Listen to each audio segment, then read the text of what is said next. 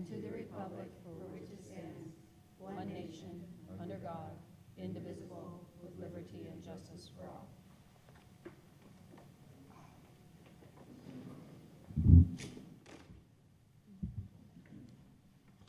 Public report of action taken in closed section. C, Public Employee Discipline Dismissal Release, Government Code 54957 will require a vote. With a vote of 5-0, the board voted in closed session to take action to approval of the resignation of employee number 180400 through a separation and release of liability agreement with an effective date of October 31st, 2023. Item D, expulsion of student 2 cases, Education Code 35146. 489818. With a vote of 5-0, the board voted in closed session to approve the expulsions of 2 students, ID number 1026916 and ID number 1019150, for 2 semesters, June 14, 2023 through December 21, 2023. I'll call for a vote for the agenda. Do I hear a motion for approval? I'll make a motion. I'll second. I have a first and a second. All those in favor say aye. Aye. Aye. Thank you. We'll start with superintendent report, please, superintendent. Thank you for that, Raquel. I know the board's going to share a lot of the events that we went to. It's been a fun-filled last few weeks of school. I want to do a special shout out at El Camino. I had the opportunity to participate in mock interviews with 9th grade students. And I interviewed Andrew Sumner, Chloe McDaniel, and Braden Pham for potential jobs that they might get in the future. And I hired them all because they were amazing students, so articulate, and their work and their improvement over the course of a year was incredible. And I think they have very bright futures in front of them. I'm excited to share, OHS shared some information from their AVID teacher.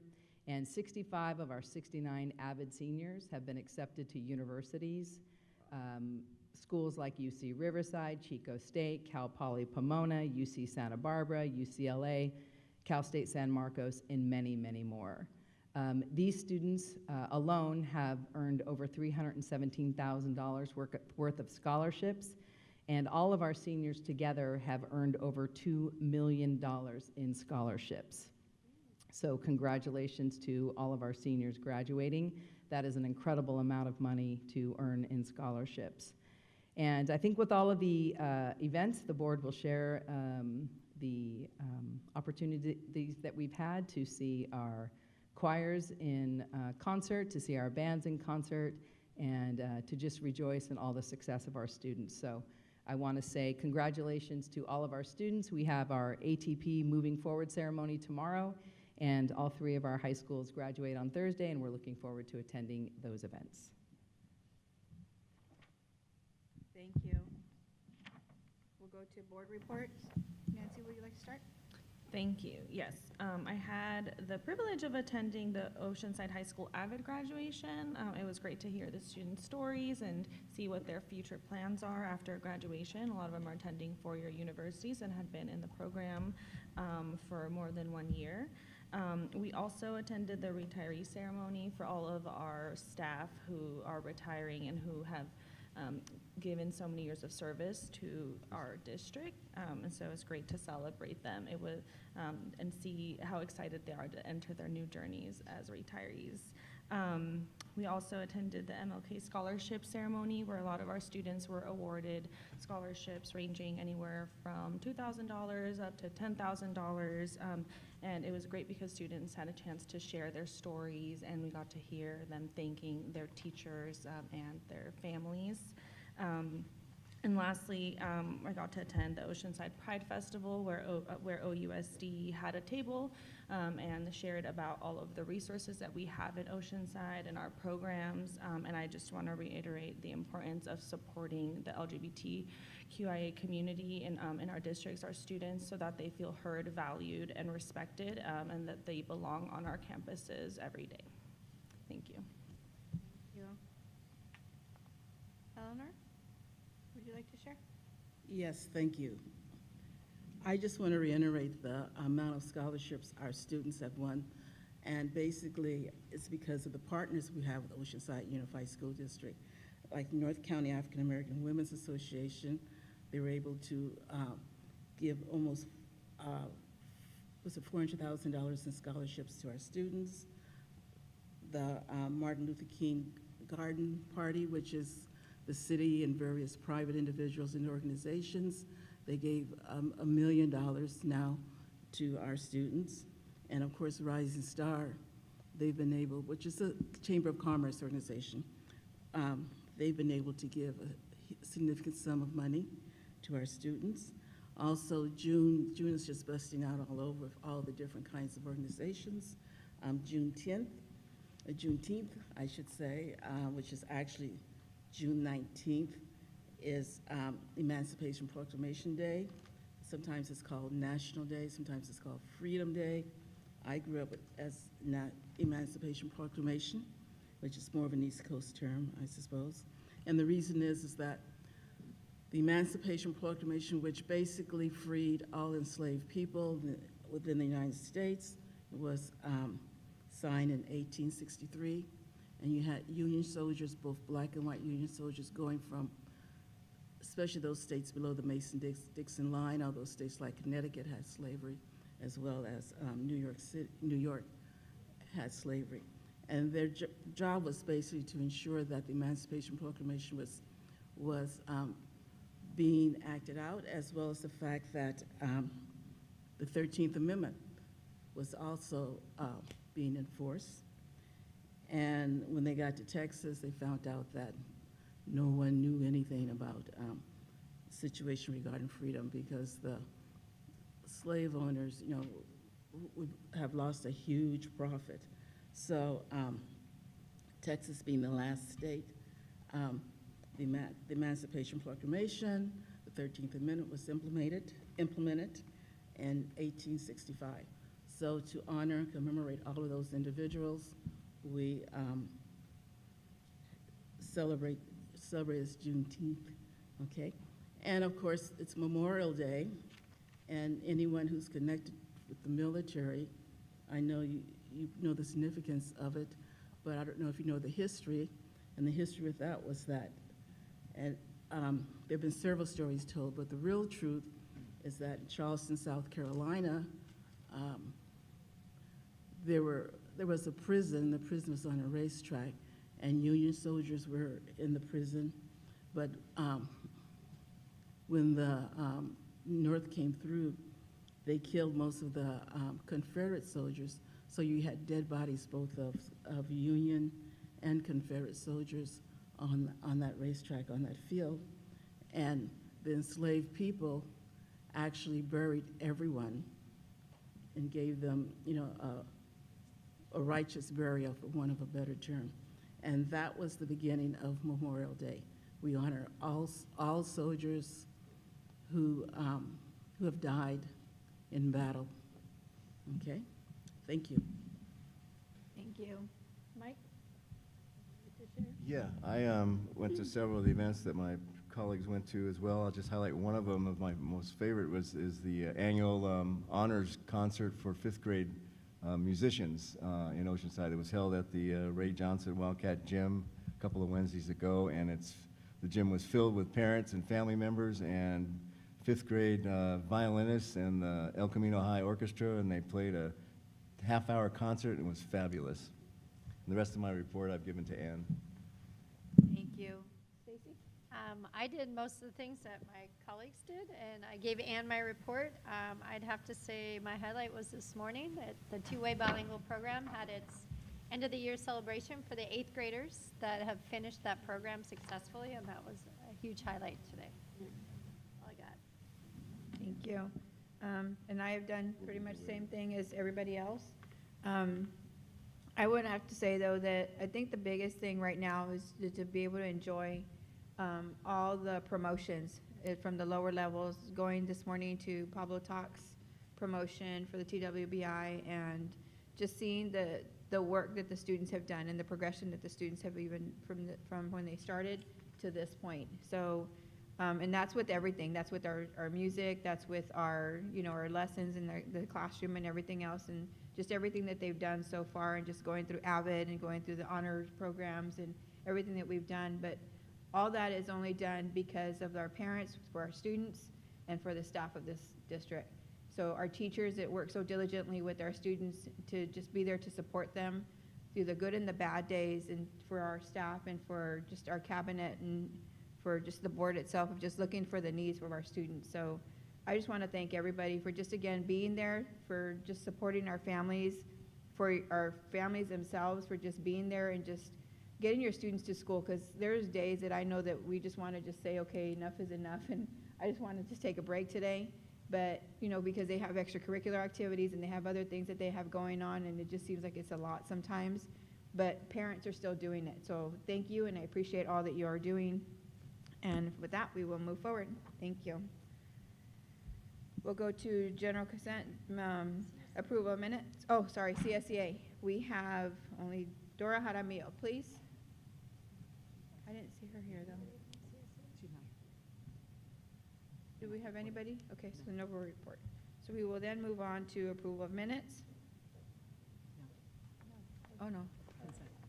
Oh, we're doing a consent, sorry. Yeah, we're doing consent. I'm totally off today.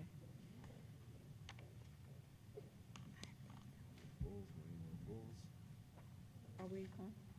General consent? Yeah. We do? Yeah. Okay. How many do we have? Todd Madison, items A, B, and C.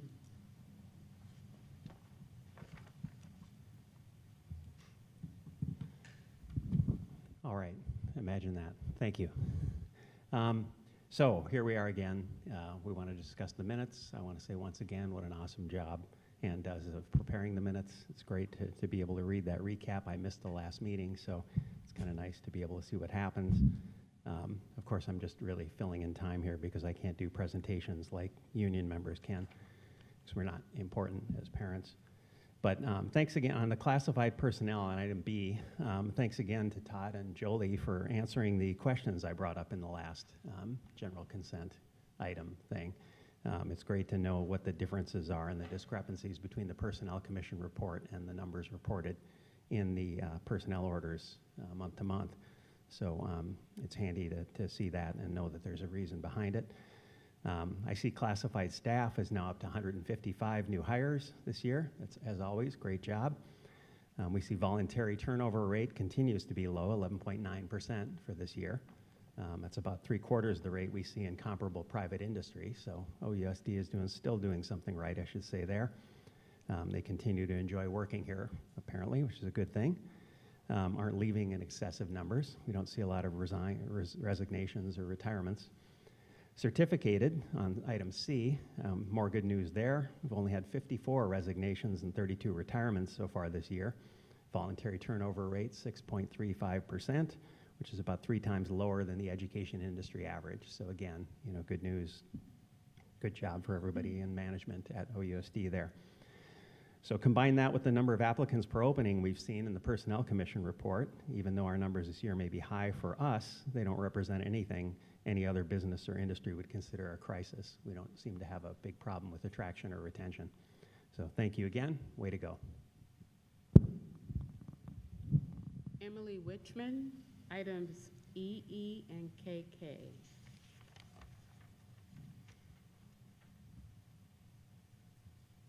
Yes, this is the Early Education Self-Evaluation Plan from the state of California.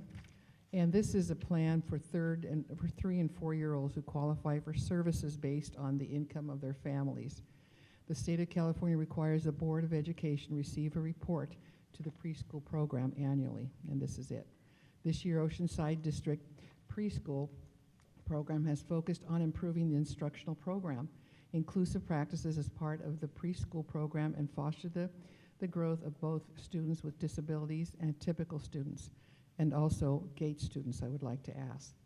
I'd like to thank Amaret Reed for meeting all the requirements for this self-evaluation plan from the state of California. In the plan, it mentions that meetings were held with the board to review program evaluation process. It also mentions a summary of process and findings were presented to the board and gathered input from the board. but it did not meet, but the board did not meet with staff to develop a written list of tasks needed to modify the program in order to address all areas that needed improvement. My question is, probably to the board president, as you're the spokesperson, do you remember getting a summary of the findings? I can't see you too well, so yes or no? I got 1 minute and 35 seconds.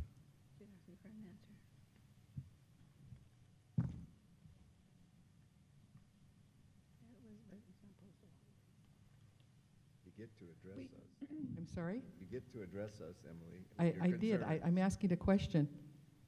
I'm asking, do you remember, because this is on the board agenda, and you had answered me last time, so I thought you'd answer me again. Do you remember getting a summary of the findings? And this is something that's a general comment, a general consent, so you should have read it and looked at it.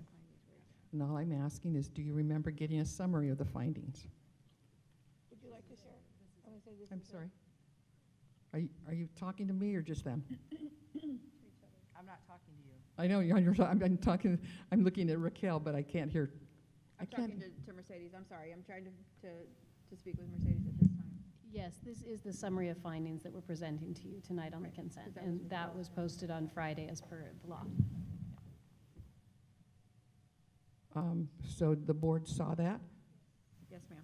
Okay, and so will next year's report include your list of tasks needed to address all areas that need improvement, since you didn't do that this year?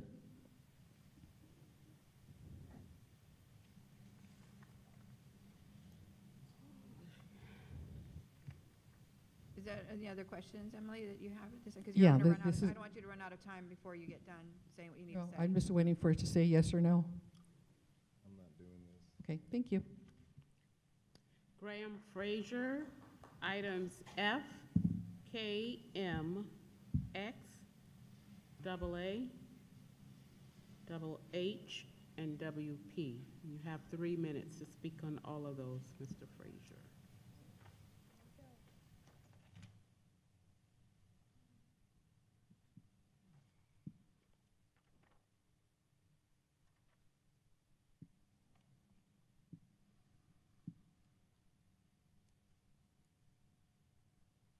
Good evening, board members. I had an interesting morning reviewing some of the details in the agenda with respect to the warrant list.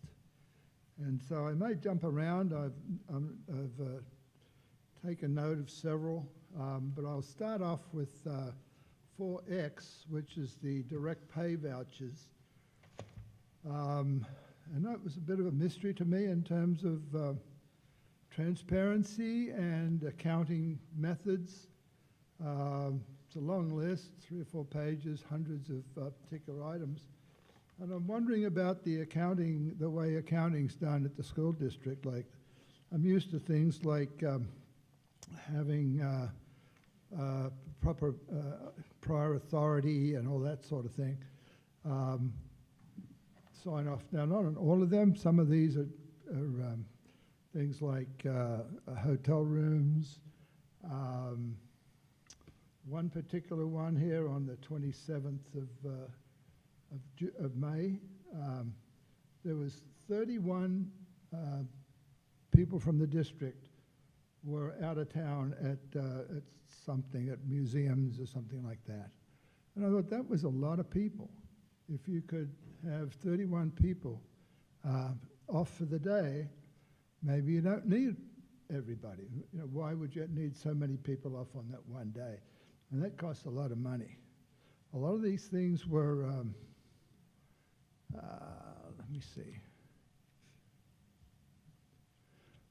What I found interesting was that there was absolutely no backup for any of this. There's some claims here for all sorts of things. Let me see. Excuse me for jumping around a bit. It's almost like people could go out and spend money on their own money, I assume, because Then they could come back to the district and present the receipt for it, and they get paid. It seemed to me that's fine in certain circumstances, but it seems that it's being overly taken advantage of quite a bit.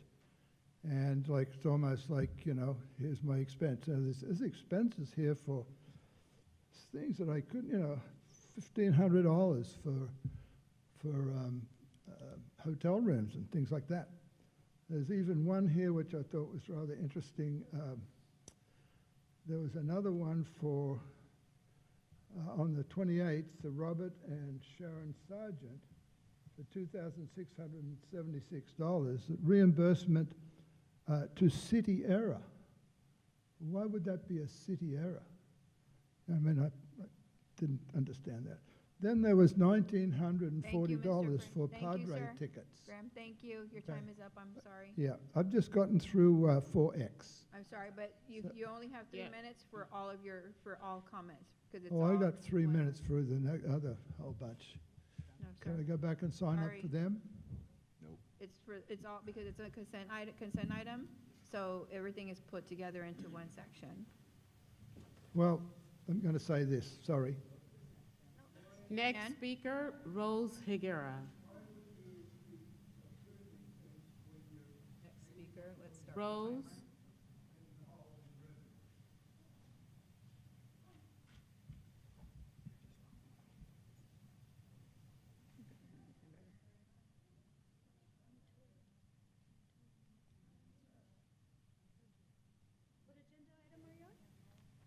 General consent. consent, and you circled M and LL.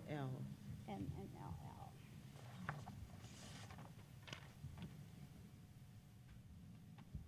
Okay, for LL, it's the approval of professional service agreement with Palomar Family Counseling Centers. I noticed that there are like 3 agenda items for counseling. And I'm just really concerned that we're always taking the focus off the children's learning and education, and we're not doctors, we're not psychologists, we're not psychiatrists, and we're veering into a lot of different things that do not have anything to do with educating our kids. The grades are really, really bad, they're dismal, and I would love it if we could focus on bringing the grades up. That's all for that item. You have 2 minutes and 33 seconds to speak on item M. Okay, and 4M is, I'm just wondering why we're paying almost $1 million to secure Fagan, Friedman, and Fullfrost, who are attorneys, in the event that you possibly might need legal assistance. It seems like a lot of money to take away from the kids, $1 million. I'm just wondering why you don't pay for the services once you need them rather than a flat fee. Are you able to answer that, or? Is that all you want to comment on, is that? And then Yes. we'll Yeah, decide I was if we just wanna wondering answer or why not. it seems We'll like a lot of money. $1 million, yeah. We hear you. This is a public comment time, Mhm. so this is where you would just basically address this and say your comment about whatever the issues are that you have about these consent items.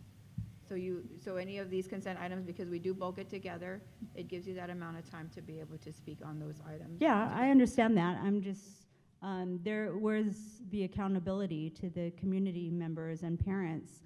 You guys do have the right to answer us and respond, and it's just a honest question of accountability. So I'm just wondering why you pay up front almost $1 million for the legal services rather than pay as you need them. Or do you need $1 million worth of legal help every school year? Because that seems like a lot of money and a lot of legal help that the school would need. All right, well, thank you for your silence. Patrick Higuera, item K. You guys got to respond to that, like some of these, like, I'll ask you something, if we want to ask. One quick thing, if I could just have you speak your name again, restate your name when you come up to the podium, restate your name and where your students go to school currently in our district. Thank you. You said K, right? Okay, I wasn't sure if you said K. So I just had a question about the 4K. So you guys have like, looks like 20, or maybe about 15 cars that you're gonna give to auction and stuff. It says that you're going to either donate. It's recommended that the Board of Education approves Resolution 44. And then you go down a little bit more on the analysis. It says Transportation Department staff reviewed the condition estimates, value of the items listed in the attached documents, approved. This resolution notes that the Board of Education agrees with the staff estimate value and authorizes staff to proceed with a private sale or donation or disposal of the items. So the value of the 15 cars is about $1,052, which isn't a whole lot. But it says staff to proceed with a private sale. Do you know if the public's gonna be aware of that public sale, where it's gonna be at? I don't know if you guys are gonna announce that on your website or something.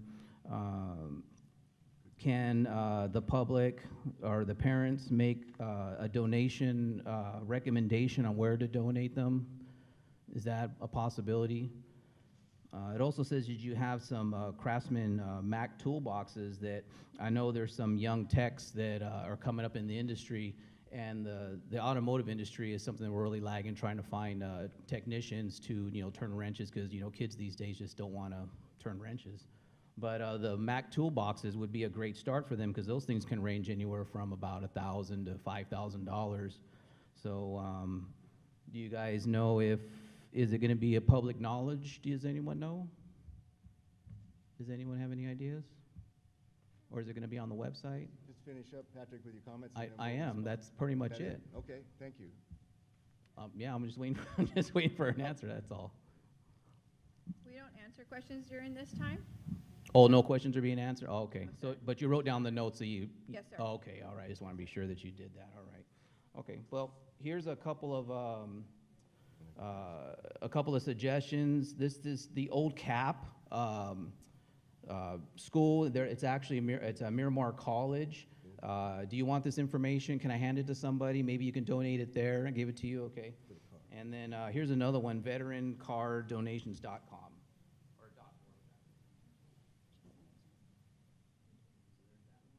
Thank you. Thank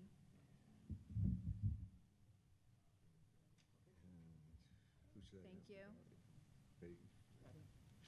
That's it for general consent items. Okay, Madam thank you. Chair, Yes, sir. before you vote, I would just like to clarify a couple things here for us all.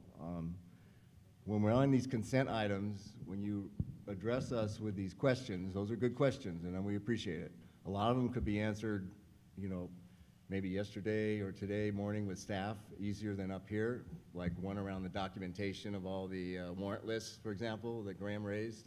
There's reams of warrant lists and requests to go places and come back and show the documentations and get reimbursed. So we have all that stuff. It's just not in this list that you see here as a formal document that we have to approve by the state of California. It requires us to put this on an agenda. You don't see that at the city council, by the way, because they don't have that rule. But the same process goes through there as we do here.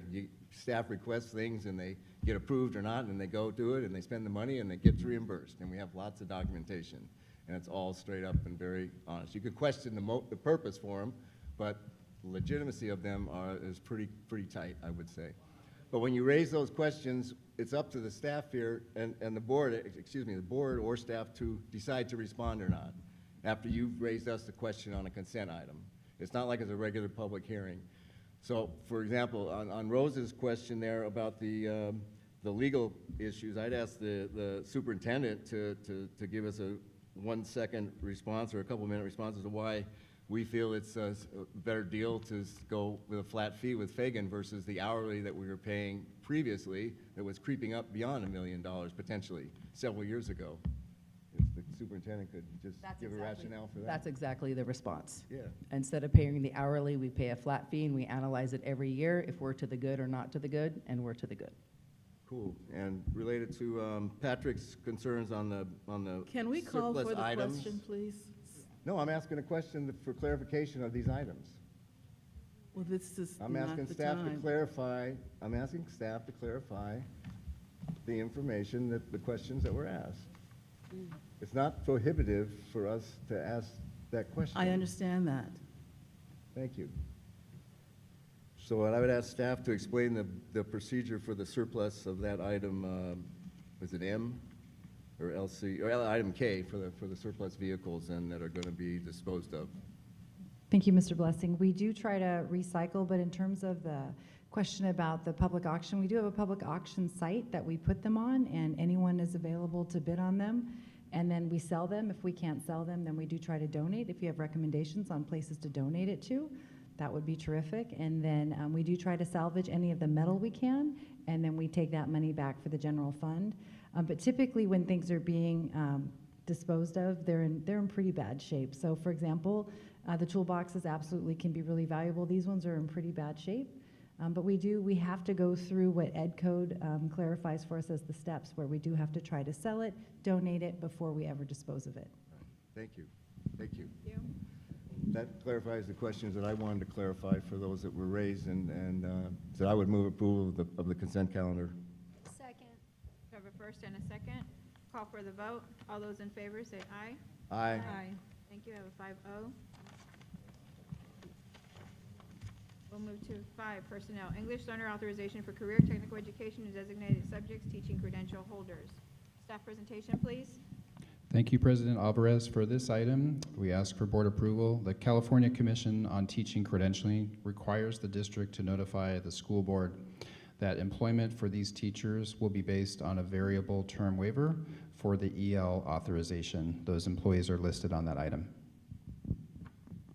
Thank you. Any questions for staff? No, I'll make a motion to approve. I have a motion. I have a first and a second. All those in favor say aye. Aye. Thank you. I have a 5-0. Amended reopener by the Oceanside Unified School District to negotiate with Oceanside Teachers Association, ODA, for 2023-2024. Staff presentation, please. The district has included the position of district social worker to work in the district. However, on previous items for the sunshine agreements, neither ODA nor the district opened Article 3, which is recognition, which would allow for the district social position to be added to the classifications and included in all future bargaining. Thank you. Any public comment? Not for this item. Thank you. I'll make a motion to approve. Second. I have a first and a second. All those in favor say aye, please. Aye. Thank you. We'll go for curriculum and instruction. We'll open for public hearing, local control and accountability plan. We'll open the public hearing at 6:35. President Alvarez, we have a presentation to share during the hearing time. Perfect, thank you. Thank you. So good evening, Board of Education, Dr. Vitale, and guests. We're happy to share this opportunity to share the LCAP plan. Presenting with me tonight will be Mrs. Grablin, our Executive Director, primarily focused on elementary education. Dr. Lawrence, our Executive Director, primarily focused on secondary education. Dr. Bell, who is our Director of Elementary Education, and Mr. Thibodeau, Coordinator of Assessment, Data, and Research. So tonight's presentation will review our progress towards the LCAP goals. We'll go to the next slide, please. The educational partner feedback, and our new LCAP goal, which focuses on the needs of foster youth. The LCAP committee analyzed various sources of data, including the California dashboard, local academic attendance and suspension data, and the feedback from our educational partner surveys. The data analysis provided the basis for the committee's recommendation for the 23-24 school year LCAP. This presentation will also include a budget review and also moving into the vision, mission, and values and strategic focus set by the Board of Education for the 23-24 5-year goals. Dr. Bell will begin with a review of our 22-23 LCAP.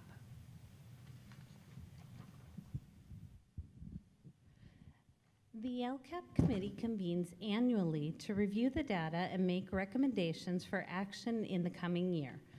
Our LCAP committee is composed of various educational partners, including board members, parents, guardians, CSEA, and ODA representatives, principals, and district staff. Next slide.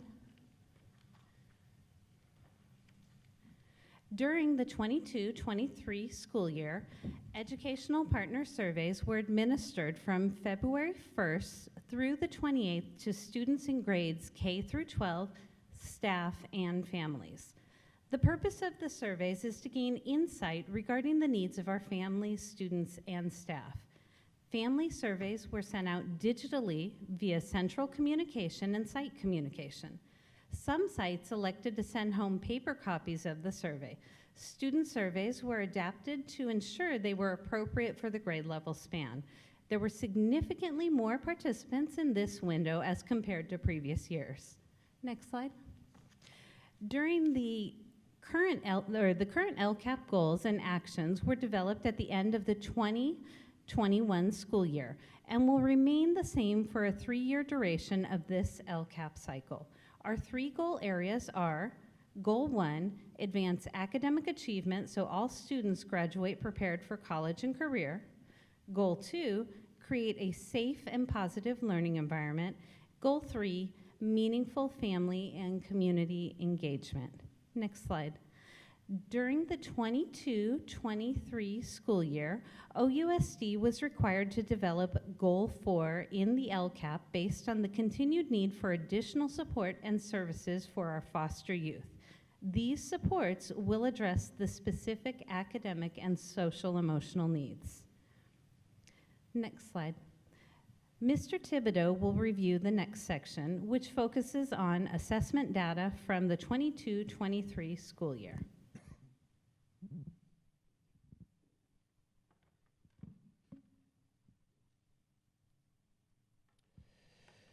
The data reviewed includes local demographics, the California School Dashboard, CASP results, and iReady academic growth. The California School Dashboard provides educational partners with meaningful information on school and district progress so that they can participate in decisions to improve student learning. The current status reporting system is similar to cell phone bars, ranging from very low to very high. High cell phone bars represent the most desirable outcome. We used color coding in the next slide to represent the cell phone bars. This slide compares 13 unified districts in San Diego County by the dashboard indicators and the percentage of students eligible for free and reduced lunch. Please note that the status levels associated with the chronic absenteeism and the suspension rate indicators are reversed from high to very low. The more desirable outcome is the deeper purple. During the 2022 CASP testing window, 41% of students met or exceeded grade level standards in English, language arts, and approximately 29% of students met and exceeded in mathematics. Much like the previous slide, here is a comparison of the 13 unified school districts in San Diego. For context, we have added the free and reduced lunch qualifying percentage. OUSD is the 3rd highest free and reduced rate in San Diego County. In the unified districts with the lowest rate of poverty, the percentage of students meeting standards is highest. This is something we strive to disrupt. Next, Dr. Lawrence will share about graduation rates. Thank you. This chart reflects the cohort graduation rate of students, which are the students who enter 9th grade together and graduated together in the 12th grade, and is adjusted to reflect those students who did graduate during summer school or a 5th year, in this case, for the class of 2022. The graduation rate was 89.2. The A through G rates indicate the percentage of which our students graduate meeting the minimum UC-CU admissions requirement. This includes the courses they have taken and the grades they receive, which can be no lower than a C. As previously shown, OUSD's graduation rate in 2022 was 89.2, where California's graduation rate was 87.4. Mrs. Gravlin will be presenting our iReady assessment data.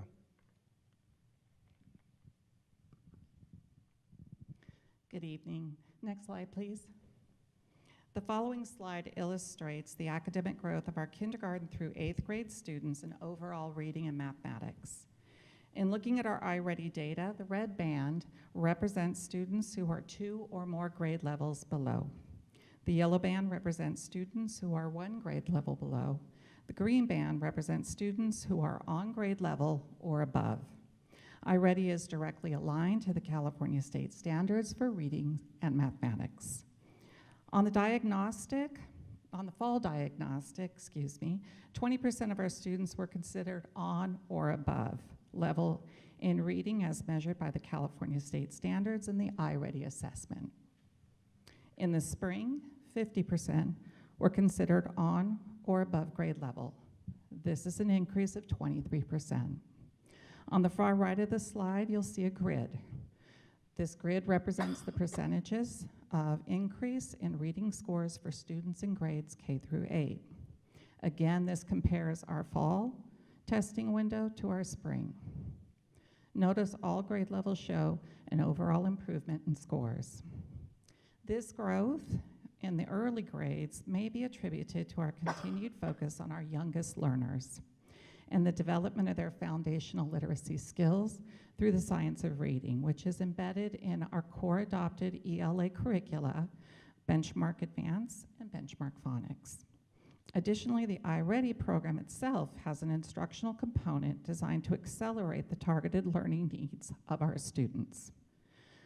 Later this evening, we'll be asking for your approval of a program that is supplemental called Sonde Reading System. Sonde is a research-based program. Supplement is a research-based program that is supplemental to our core and designed to support students with unique learning needs during their specialized academic instruction. Next slide, please. Again, this is the same comparison, but now you are seeing math. For our K-8 in math, the growth increased from 15% on the above level in the fall, in the fall to 46% in the spring as measured by the California standards and the iReady assessment. This constitutes a 32% growth for students. Each principal and their instructional team have examined the data and are using this data to plan steps for next year. Next slide. iReady uses multiple measures, one of which is called a progress to annual typical growth. The intent is to have students meeting a target of 100% growth for the year. In reading, our students exceeded this expectation by reaching 117%. Next slide. In math, progress towards typical growth was reported as 96%.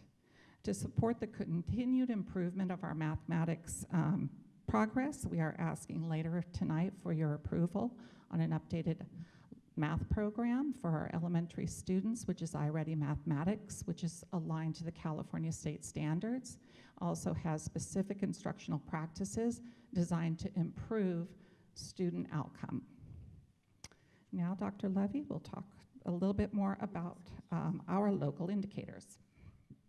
Thank you. So the California dashboard reports on multiple measures, including local performance indicators. The self-reflection tool is administered annually by the district to site administrators and staff. The performance levels include met, and not met for 2 or more years.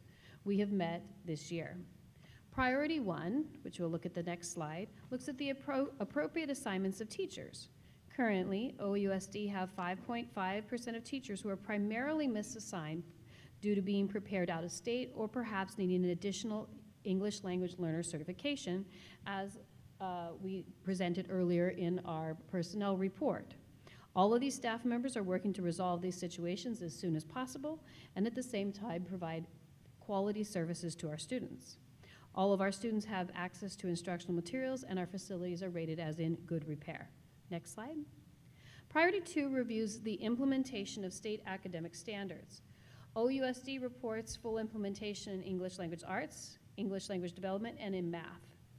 Initial implementation in science and in beginning development was reported for history, social science, and visual and performing arts. We have adopted these curriculums recently, and that is part of our process in moving forward.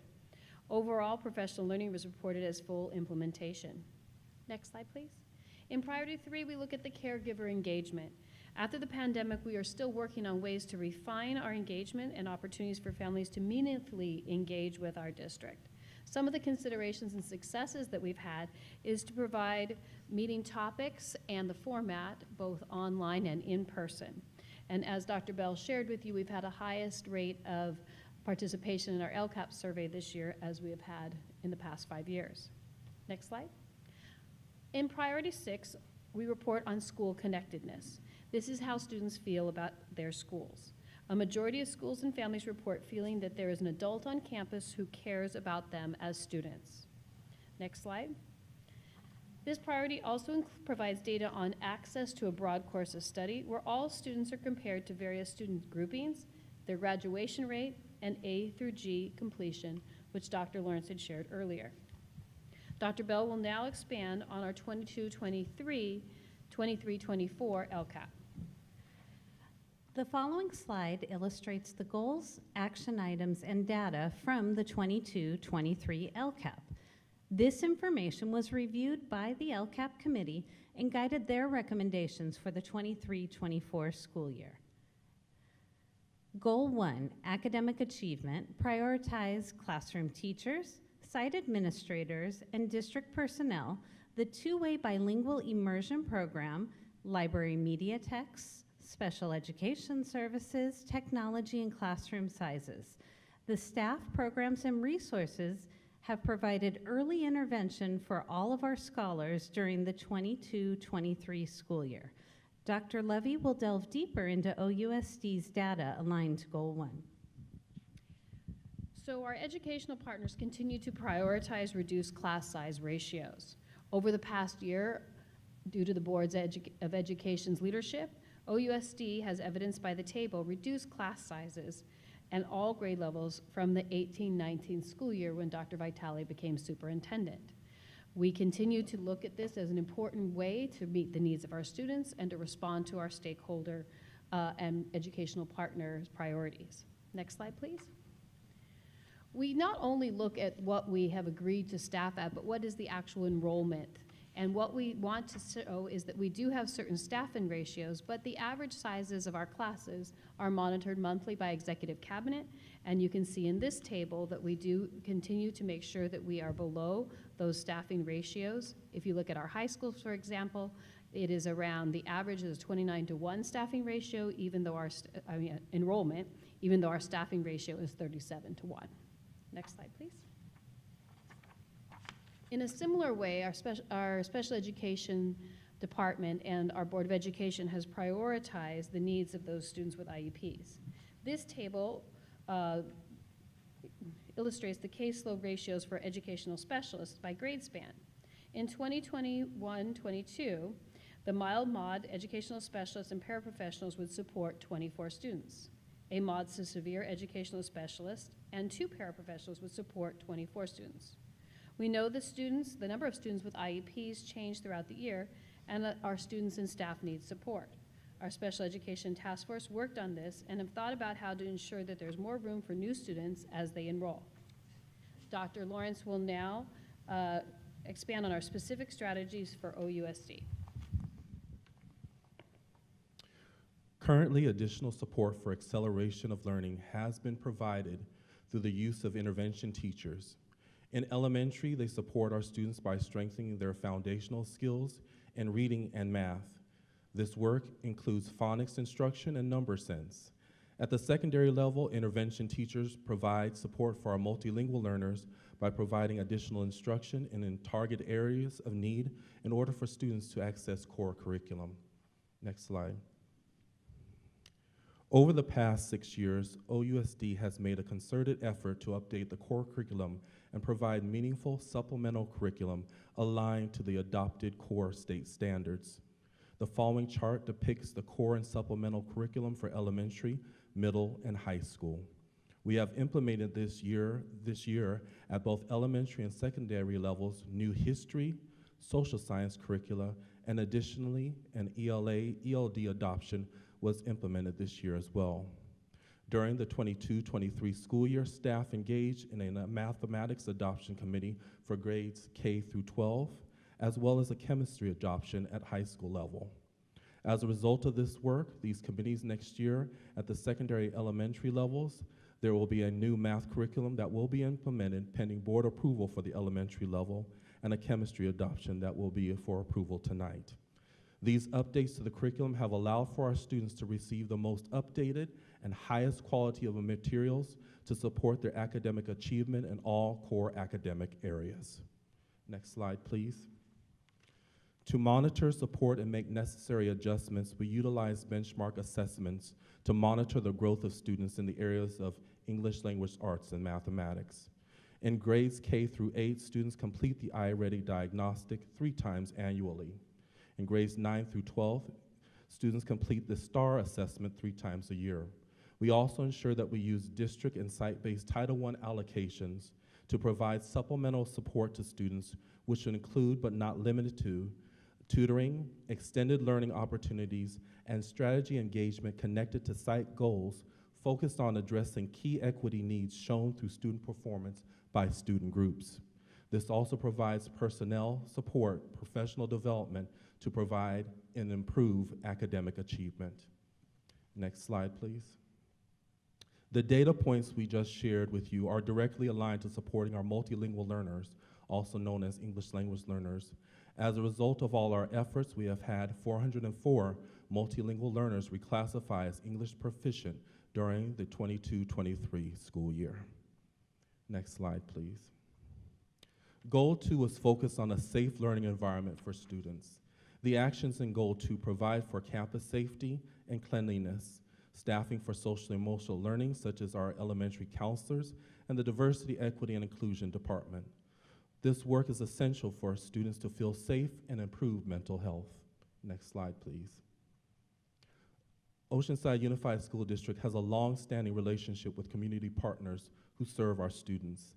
These providers include transformational consultants, PASS AmeriCorps, Wellness Together, along with Palomar Family Counseling and Care Solace. Each serves as members who contribute to the mental health and well-being ecosystem, who work in partnership with our school counselors and psychologists to ensure that we meet the diverse needs of our students. Next slide, please. Goal 3 is focused on offering meaningful participation and engagement with our families. To do this, we engage with the community through the use of key personnel and engagement activities. Our school community advisors are dedicated to making connections with families at each site, as well as our community engagement spaces, such as our District Parent Advisory Committee, also known as DPAC, and District English Learner Advisory Committee are dedicated to hearing the voices of our community and families through meetings that are facilitated by our Family Engagement TOSA and district staff. This year, we have also added community school coordinators at 6 of our school sites. The community school coordinators have been able to provide direct services to the students and families where they are housed, which are at Jefferson, Laurel, Libby, Mission, Chavez, and Pablo Talk.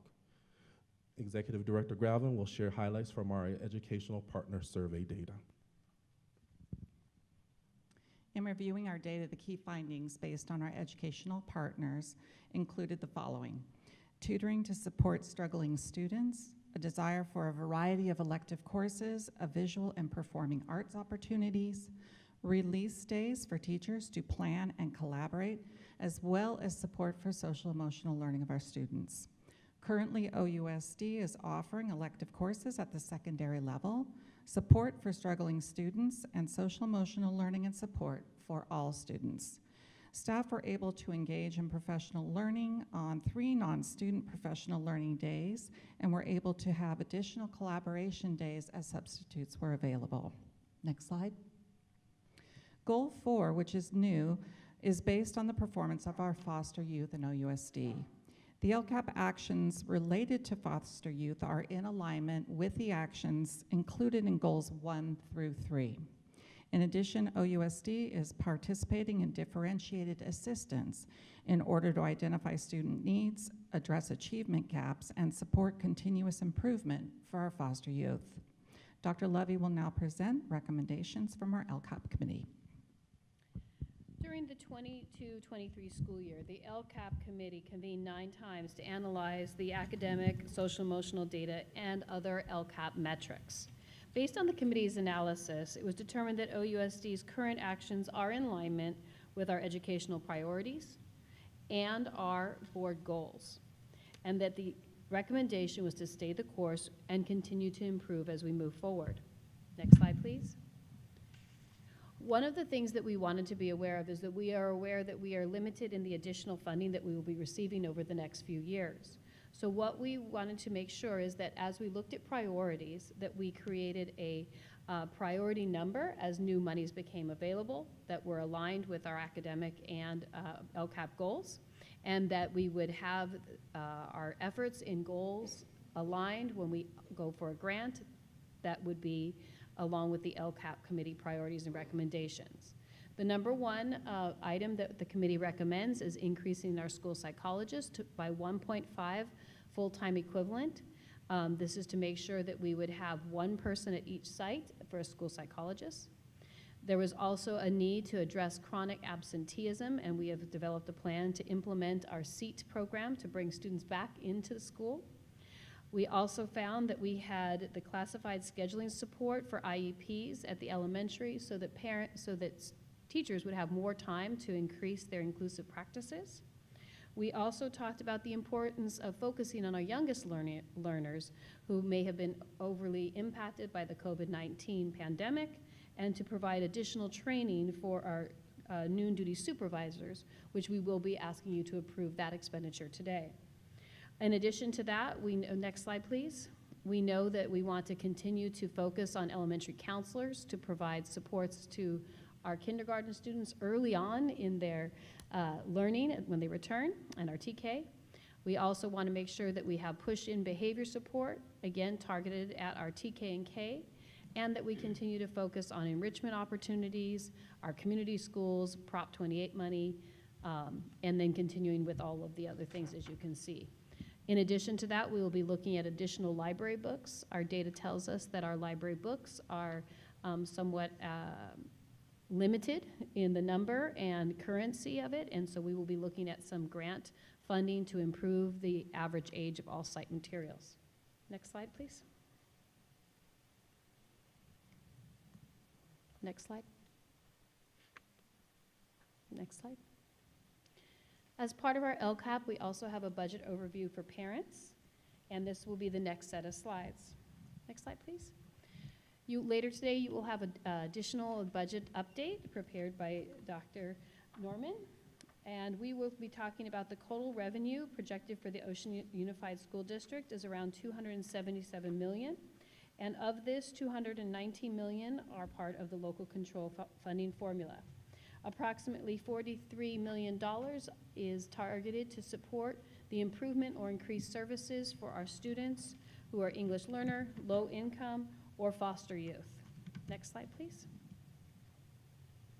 The following chart depicts how the LCAP expenditures in the 23-24 school year, and then all funding has been allocated in support of the actions and services that are outlined in our LCAP draft. Next slide, please.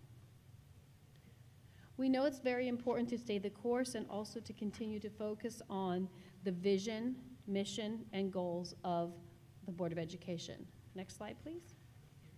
As we look forward into the 23-24 school year, under the direction of Dr. Vitale and the guidance and direction of the board, we will share the strategic focus across all of our meetings as stakeholder partners, and that we will be using this as our guiding document for our Board of Education. We want to make sure that we continue to focus on our students. As you can see in the round graphic, the students are at the heart of everything we do. And what we believe is that in order to support the students, the adults need to be supported, as does the system. So we will continue with this and our focus of values on students first, educational equity, relationships, and diversity. Thank you very much, and this concludes our presentation. Thank you.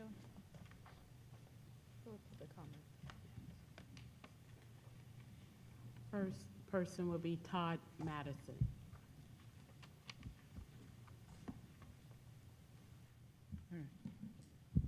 All right, thank you very much.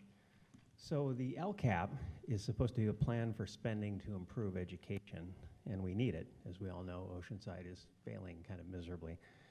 Page 10 of the LCAP summarizes that. In spring 2022, 41.19% of students assessed met or exceeded standard for ELA, 28.73 met or exceeded standard for math on SBAC. Both math and ELA are at a low performance level. Put it another way, it's more meaningful to parents perhaps. 59% of our kids don't meet minimal standards for English, and a whopping 71% don't meet standards for math. By any standard, OUSD gets an F in educating kids. iReady looks better, but iReady is not the dashboard. We can only hope that'll be reflected. So what are we going to actually do beyond hope to fix that?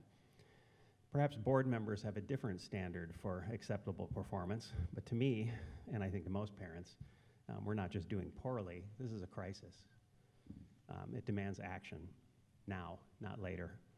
The LCAP is supposed to be our plan to take those actions. Also on page 10, we see it says OUSD staff is working to address those identified areas of need through targeted professional development, a focus on curriculum and instructional materials, interventions, extended support opportunities. If that sounds familiar, it's virtually the same plan outlined on page 22 of last year's LCAP. Page 41 tells us we're just going to continue with that same plan, as we saw just recently in the presentation. No changes have been made to the planned goals, desired outcomes, or actions, is the quote. Are we really going to say what we've been doing has worked so well that we're just going to do more of the same as a proposed solution when it clearly isn't working? You may all be familiar with an often quoted saying attributed to Albert Einstein. He supposedly said that doing the same thing over and over again and expecting different results is, can anyone tell me? Insanity. Yes. So now I would not want to call the OSD administration or board insane, but there's another saying that relates to this, something from my home state of Minnesota, where waterfowl are common. If it walks like a duck and quacks like a duck, it's a duck. Yes, makes no difference whether it's a mallard or a merganser. It's not like there are no possible ways to improve education here. There are a number of districts in our state with somewhat equivalent demographics, district size, mix of kids, comparable economics, etc. Many of them do better. Why are we not looking at what they do and doing that instead of simply doing what has already failed? Could it be because improving education might cost money, money that would reduce funds available for the employees of OUSD to improve their bank accounts instead, which is what we've seen the priorities are here? I hope we can do that. Thank you very much. Next speaker, Michael Richardson.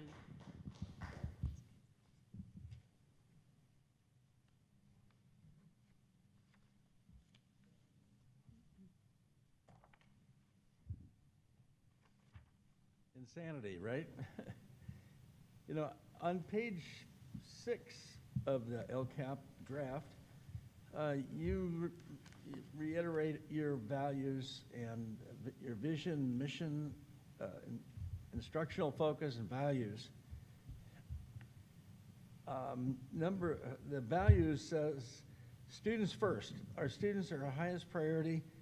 What's best for students guides our decision-making every day. Who believes that?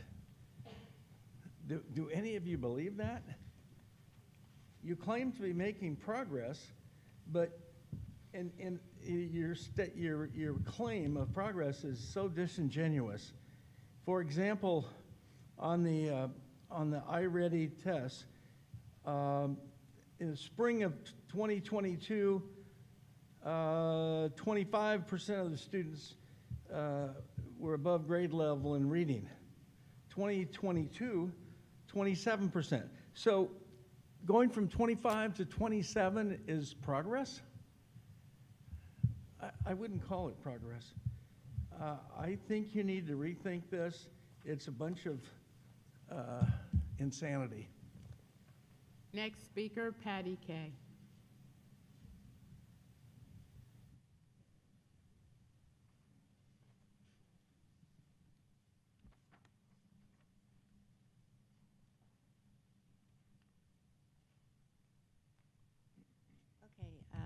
You're a little bit in luck today because from home to here I lost my notes. So anyway, I do remember, however, that Dr. Norman, I did contact the office 2 days ago for sure and asking by email and message, for a copy of your presentation.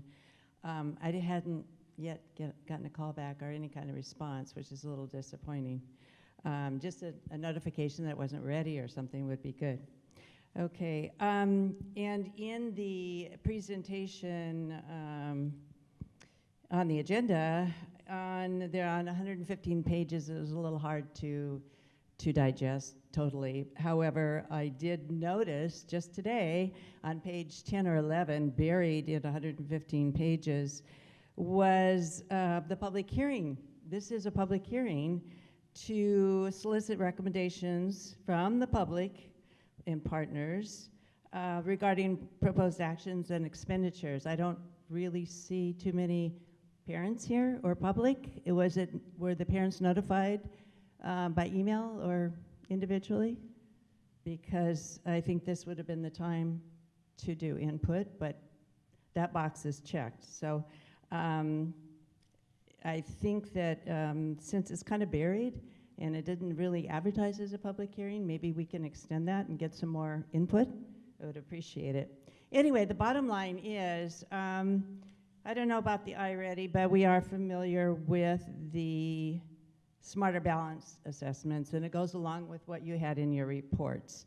And those reports do say that 71% failure for math in the 21-22 reports, and the 59% failure in ELA in the reports. So we've been hearing this for a couple years, and we've been, reminding about the achievement scores or lack of them.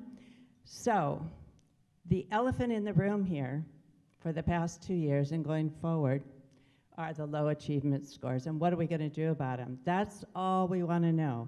And I really think that some input onto the recommendations might be handy. As I probably said, we sat in a classroom of 45 to 50 back in the day, and I think it was the expectation that we sit there, listen, and achieve. And with all the different diverse organizations that you have within the district, it seems almost splintered. So let's get back to basics. Thank you. Emily Wichman.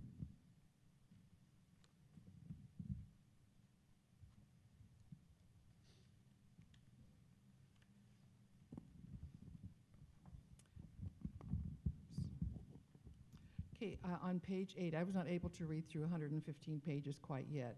We only get this around 4 or 5 o'clock on Friday, and then by Monday we're supposed to give you questions and we're supposed to have them answered, and so it is difficult, but I thank you, Mike, for answering some of our questions. On page 8, it mentions Panorama surveys. Now, Panorama was implemented district-wide in 2021 to assess the student social-emotional competencies, student social-emotional supports, environment.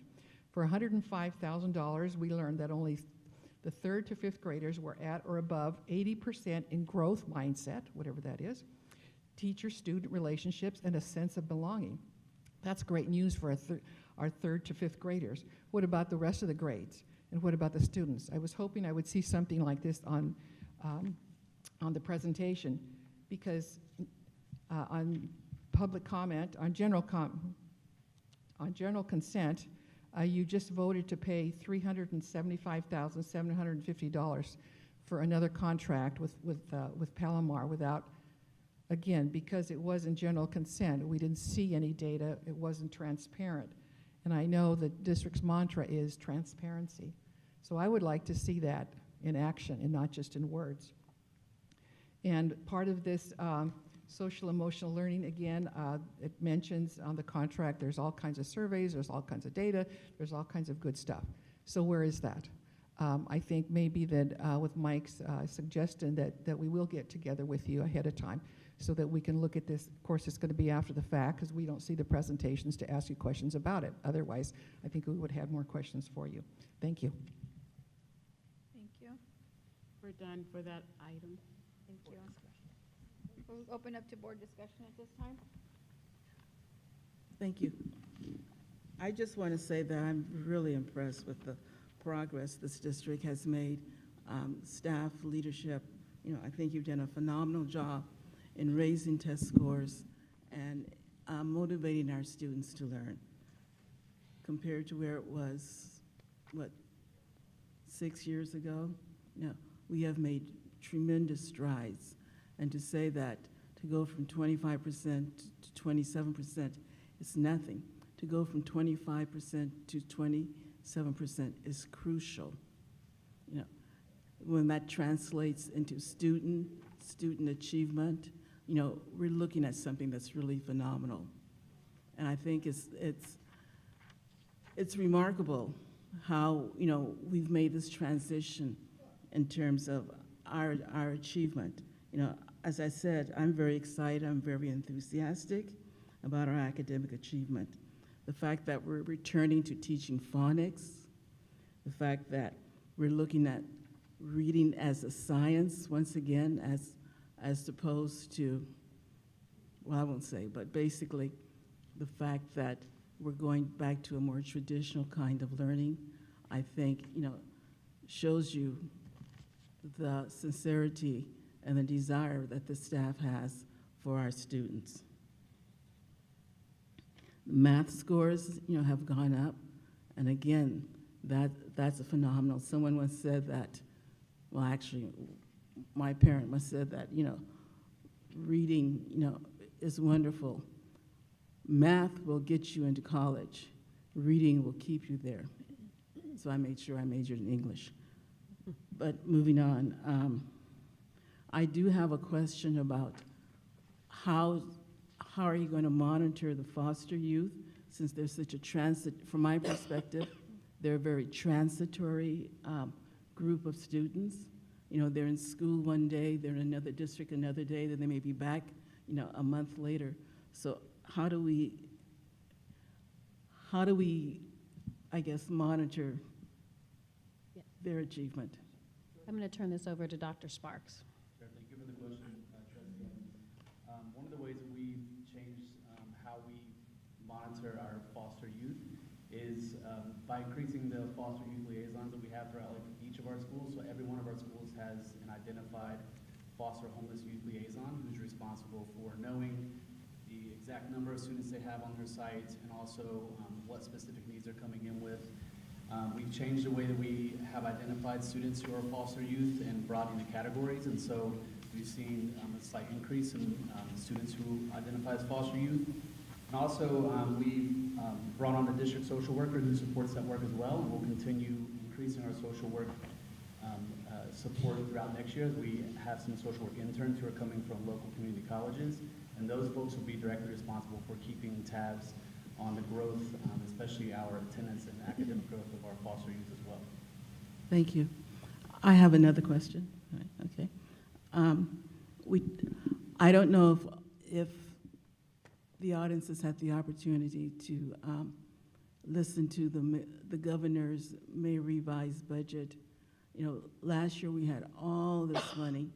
Suddenly we're like $35 billion deficit or something to that effect, which is, it's not a good thing.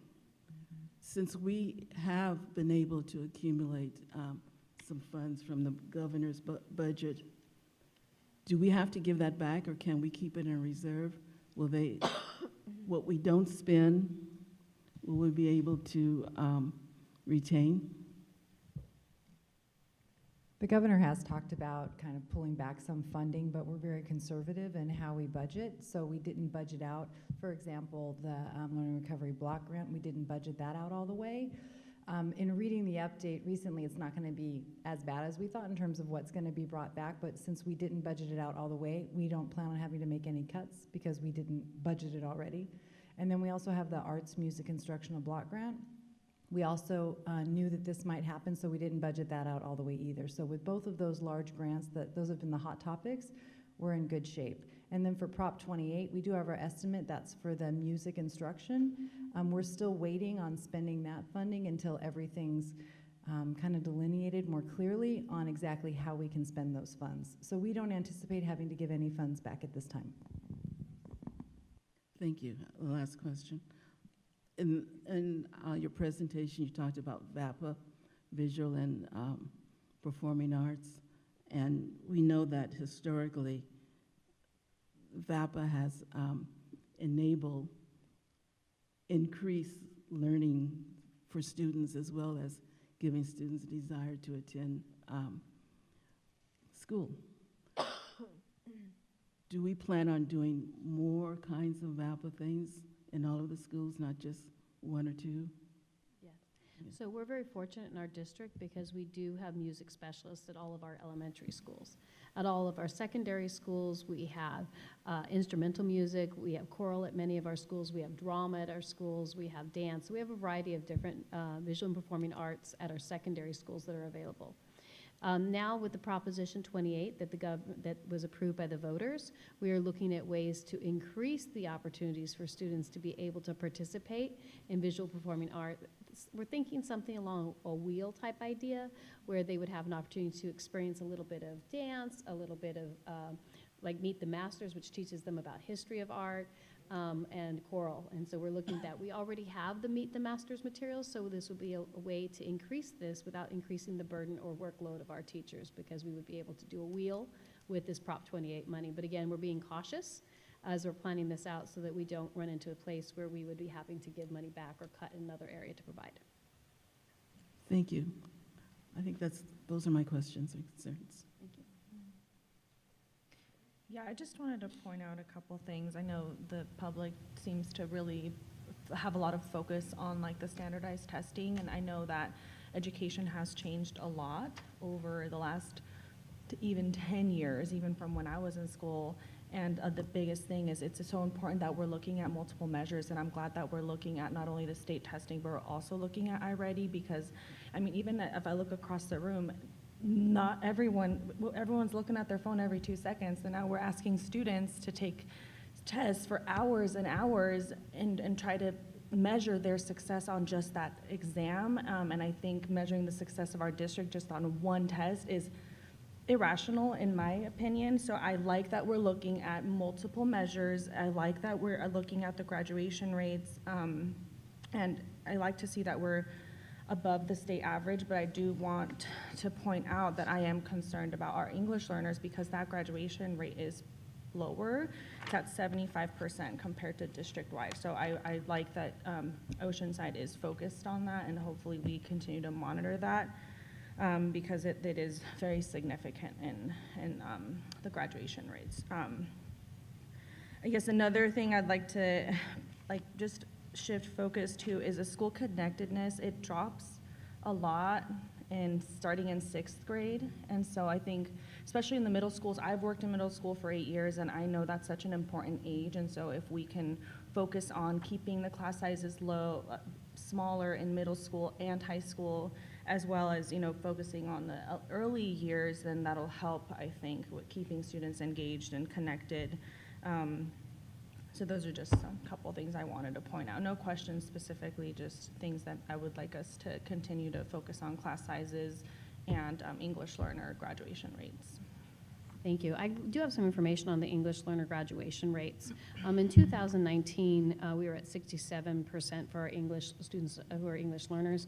We're now at 75.6, which is an 8.3 increase over that time period, over a 3-year time period, which again is progress. Obviously, we're not satisfied with that progress. We want to continue with that, but we are making some progress, and we are actually, our graduation rate for English learners is above the state average, both overall and for English learners by 2.3 for English learners as well. And one thing I want to point out, when Common Core was developed, and implemented, the State Board of Education said that we will develop our own testing, our standardized testing. That did not come to fruition. Rather, the State Board of Education went to England, used Pearson, who developed, basically involved with Smarter Balance assessment, which basically means, although we have a homegrown curriculum that meets the needs of our students are being tested on some of the same kinds of materials that our students in England are being tested on, and it's an entirely different teaching style. When we look at English, the way education and curriculum and pedagogy is presented compared to California and the entire USA, it's kind of like apples and, Al said, apples and avocados in terms of how we test students. And I think it's phenomenal that we've been able to bridge our gap and motivate, massage, whatever we needed to do to get our students to be able to be test ready, test prepared, because that is very challenging. Thank you. All right, I have a question. So I'm looking at Mercedes or Dr. Lawrence. On slide 31, you talked about supports for accelerated learning, and you talked about the intervention teachers. We have 2 at the elementary sites to support our early intervention, and then at middle schools, we have a part-time intervention teacher to support our multilingual learners. So part-time, I'm just going to share, how does that work? Do you want to? Dr. Lawrence, do you How want does to share how one part-time intervention teacher at an entire middle school?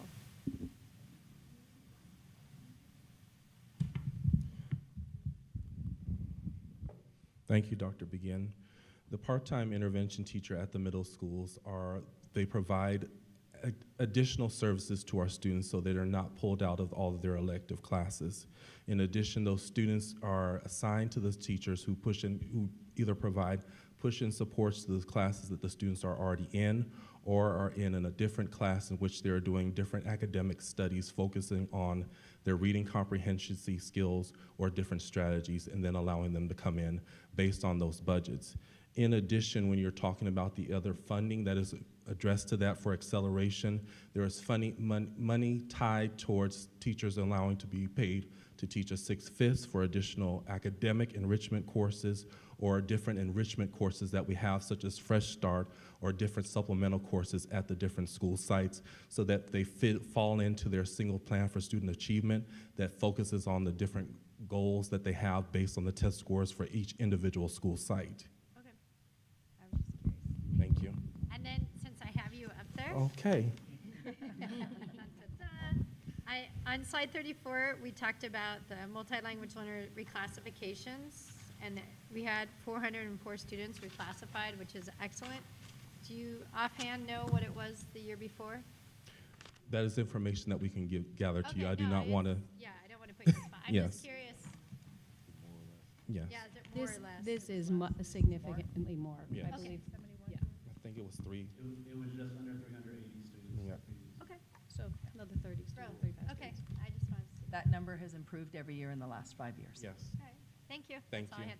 And then, so my only concerns is when we look at the scores for our middle school students, and I'm going to piggyback off of what Nancy said, when something happens in middle school, they struggle with a lot of things. What does it look like to increase intervention for those students, and what would that look like? So. We continue. So one of the things that we've really thought is important over the last year, and we're going to continue to do this, is what we call our data talks or data conversations. So every single principal has specific data targets that they're looking at, everything from checking to make sure the bathrooms are clean, to looking at the number of visits they make to classrooms, to monitoring their iReady data, their reclassification rates. So in looking at middle school, one of the things that we know is that we want to continue to have the students be able to experience electives, because much like as Trustee Evans said, that's what some of the things that engage the students the most when they get a chance to have an elective. So that's why we continue to look at that.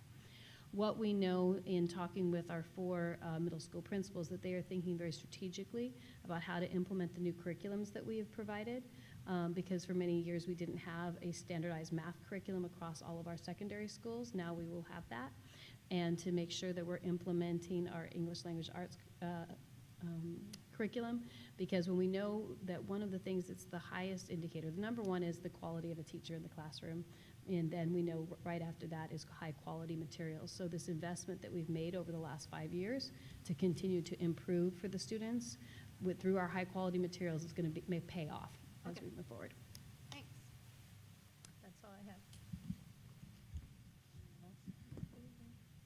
I know I just have to compliment everybody, because I know that one of the biggest things that we struggled with originally was that our curriculum was not current at all. Oh, it was 20 years old. I know my son was learning from 20-year-old curriculum, which is why I originally got on this board.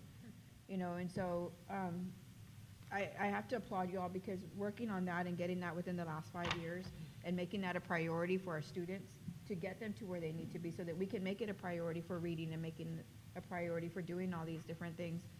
That's important, because then I think we can get to that point, get a better point of getting our students to where they can read at third grade level at third grade level. So when they're actually there, they can actually be doing that. So I thank you all, because I think using and going with the goals that we have set over the last 5 years and seeing that and following through with that has actually made some amazing changes for our students. And then being able to see the numbers and going again from like 380 to 404, even, you know, but again, still, like we were talking about, we still have that transition of those students that we need to be focused on, because it not only happens in second, you know, from junior high, it happens even in the high school level, because there's so many changes that they go through. So even if we can focus on that part of it, even for our students at the upper level too. So, but thank you for that. Anybody else? Any other questions or comments? Thank you. We will close then the hearing at 7:28.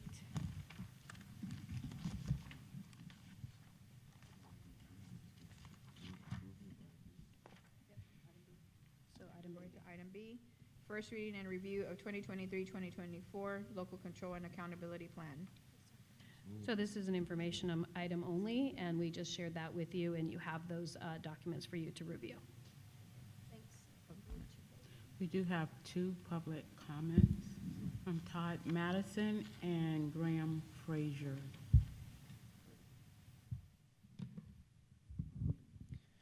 All right, well, thanks again. So now we get to review the plan, which I assume will be approved in the next meeting, even though there's no actual real plan for improvement of academics in there. In reviewing it, I noticed, as we have pretty much every year since I left the LCAP process, the LCAP survey was once again designed to avoid generating quantifiable data that could be used to guide spending in ways that reflect stakeholder input. As you all know, the LCAP's point was to gather that data to prioritize how education funding is used. Simply asking parents, how would you like to see your money spent, is not a part of the survey. Such direct prioritization questions would result quantifiable results, so they haven't been part of the survey since I left the process in 2018. Now why? Because if we said, as we found then, that the majority of parents want reduced class sizes and the district ignored that to spend more money on their own paychecks, it would be much more obvious. Better to have plausible deniability, I think. You all know the numbers. In 2021, the median total compensation of a full-time OUSD administrator was $167,000. For certificated employees, make that $127K. With a 5% raise last year, we're likely talking about $175K to $133K respectively. So what if, instead of using our money to give employees bonus raises, we had decided to do something different this time around? What if we spent on things that might actually result in improved academic performance for our kids? How about smaller class sizes? Not just by 1 or 2. I agree with Nancy on this. The academic impact of that is not clear, but with increasing disruptions in classrooms, it seems likely giving teachers less kids to keep track of would benefit everyone. If we put the $9 million we spent on bonus raises into class size reductions, we could easily cut class sizes by several kids per class. If we had started doing that back when I started suggesting it, we'd be looking at 20 kids or less per class right now, but we didn't do that. So why haven't we done that? Why doesn't the current LCAP start doing that right now? What about higher pay for starting teachers? We talk about wanting to attract the best teachers. I agree that should be done. Why not do it? For a fraction of the $9 million we gave in bonus raises, we could revise the salary schedule to increase starting teacher pay by thousands of dollars per year. Why not do that? What about classroom discretionary funds for teachers? Likely just the raise money given to administrators would provide every teacher several $100s a year to spend on classroom supplies so they don't have to take it out of their pocket. Seems like a good idea to me. But no, we're not going to do any of that. We're going to say we want to do those things, but not actually do them. What we're going to do is the same thing we've always done, which doesn't appear to work. What is it that Einstein called that again? Insanity. What do we call the animal that waddles and quacks? Thank you very much.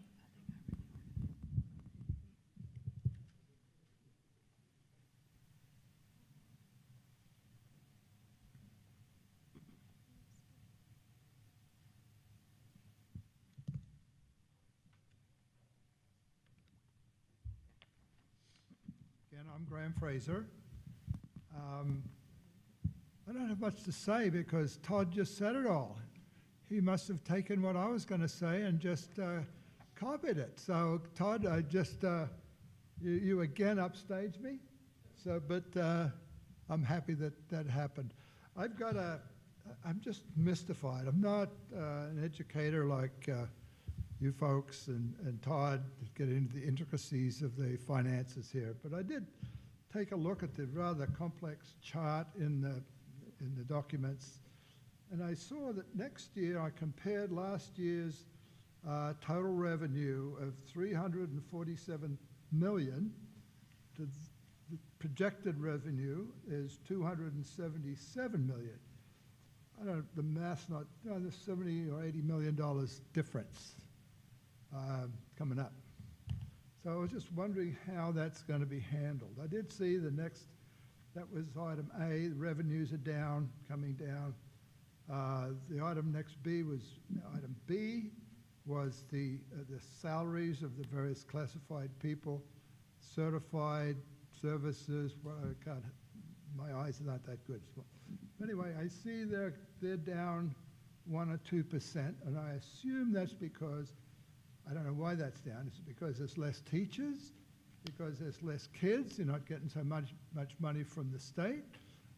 Because of all the absenteeism? I don't understand why there's so much absenteeism. I mean, why don't the kids want to come to school? What kids don't want to learn? Most kids naturally want to learn. Anyway, I see there's not that much change to the higher level salaries. And yet, as you go down the list, books and supplies, minus 80%, services and other operating expenses, 45, all down, down, down. So at the end of the day, there's a 22% reduction in total expenditures. So I don't get it. What is the plans to make next year work without going bankrupt? And I hope we're going to, I know this is a preliminary budget, so I'm looking to see those answers in the final budget. I don't know when that's going to be. Is that next meeting, the final budget? Is there an answer for that? When's the final budget This is coming a out? different item. He's looking at the budget. We're talking about LCAP currently. Okay, I'm talking about the budget. Yes, sir. That's Okay. the next hearing. Okay, thank you. Just put all that for the next budget. Thank you. Okay, we'll move to item C, approval of elementary mathematics curriculum adoption. Staff presentation, please. Yes, we will be approving tonight the iReady mathematics adoption for our students in our elementary schools. Approval will allow us to purchase this new curriculum for the next school year. The curriculum was field tested and approved by a collaborative effort between our administrators, our teachers, to find the best quality. Thank you. Any questions for staff? Is this only going to be utilized in elementary, or is it for? Last year we approved for last meeting we approved for secondary. So we do it in two separate because we're going with two separate vendors. I just want to make a comment. In our colloquium, is that correct? Correct. Okay. They talked about that, and they were very positive, they being the new teachers who will be getting credentials or their final credentials. They were very positive, and they spoke highly of that program. I'll make a motion to approve. I'll second. I have a first and a second. All those in favor say aye, please. Aye. Aye. Thank you. At 5-0. Approval of chemistry curriculum adoption materials purchased for SAA-VAS. Staff presentation. Yes, the teachers from the high schools participated in a long-term study of our curriculum across all of our science. Before we have approved in years past physics and biology, with the approval of the chemistry curriculum, we will now have updated curriculum for all of our core science courses. So we recommend the approval of this document, of this curriculum. Yes, definitely. I'll second that.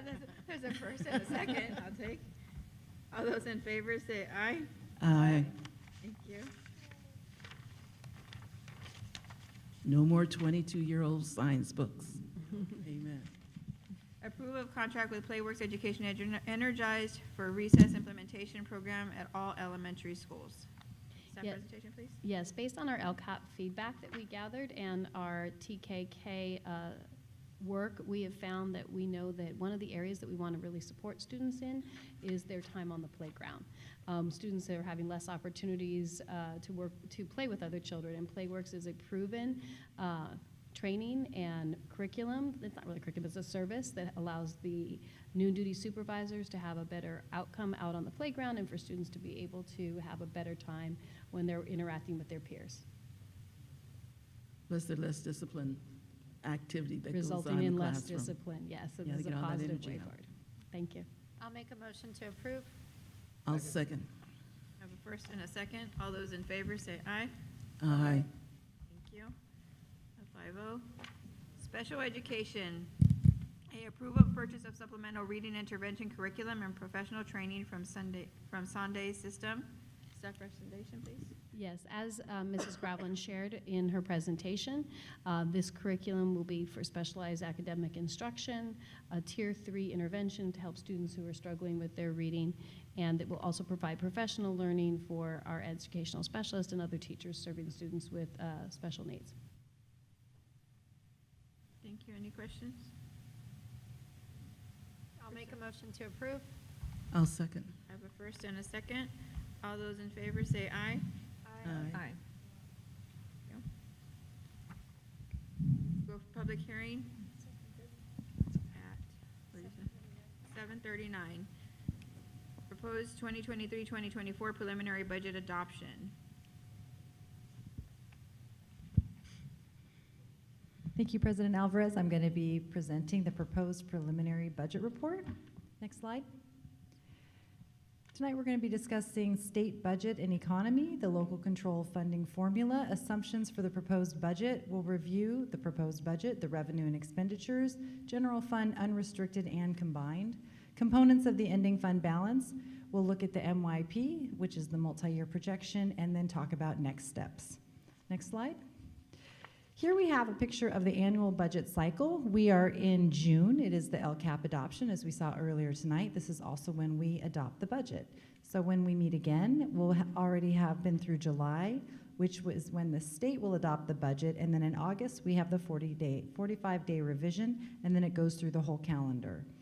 Throughout the calendar of the cycle, we do make adjustments to the budget, and tonight is our first presentation of the proposed budget. Next slide. Some background on the state budget and economy. The economic background is facing significant challenges. Many factors pose significant risk to the economy, the state budget, and the long-term forecast. The volatility of California's revenue is due to its progressive tax system as well as the volatility of the stock market. The postponement of personal and corporate income taxes until October means an estimated $42 billion we won't be receiving in the fall until later. And while the government agreed to a debt ceiling limit, there are some fears of a prolonged inflation and a possible small recession. Next slide. Here we have a slide that just really shows you the differences in terms of January to May with Prop 98 minimum guarantee. The state general fund revenue in 21-22, the general fund and property tax remains fairly consistent from the governor's budget to the May revision. So the blue notes the general fund and the green notes the property tax. We saw an overall decrease in the general fund in 22-23, but an increase in property tax. And then in 23-24, the governor's budget increases, but then we see a decrease in the May revision due to less general fund dollars. So overall, we saw a decrease from the governor's budget that was at $108,817 million down to $106,839. So this just illustrates the change when we first introduced the governor's budget to the May revision. Next slide. So the LCFF funding factors are the factors that go into building our budget. And this slide just represents the narrative of how that's done. We have base grants that are provided by grade span. We have K3, which is actually TK3, 4, 6, 7, 8, and 9, 12. 2 grade span adjustments are applied as a percentage increase to the base grants. Those are for K3, you get an additional 10.4%, and in 9 through 12, an additional 2.6%.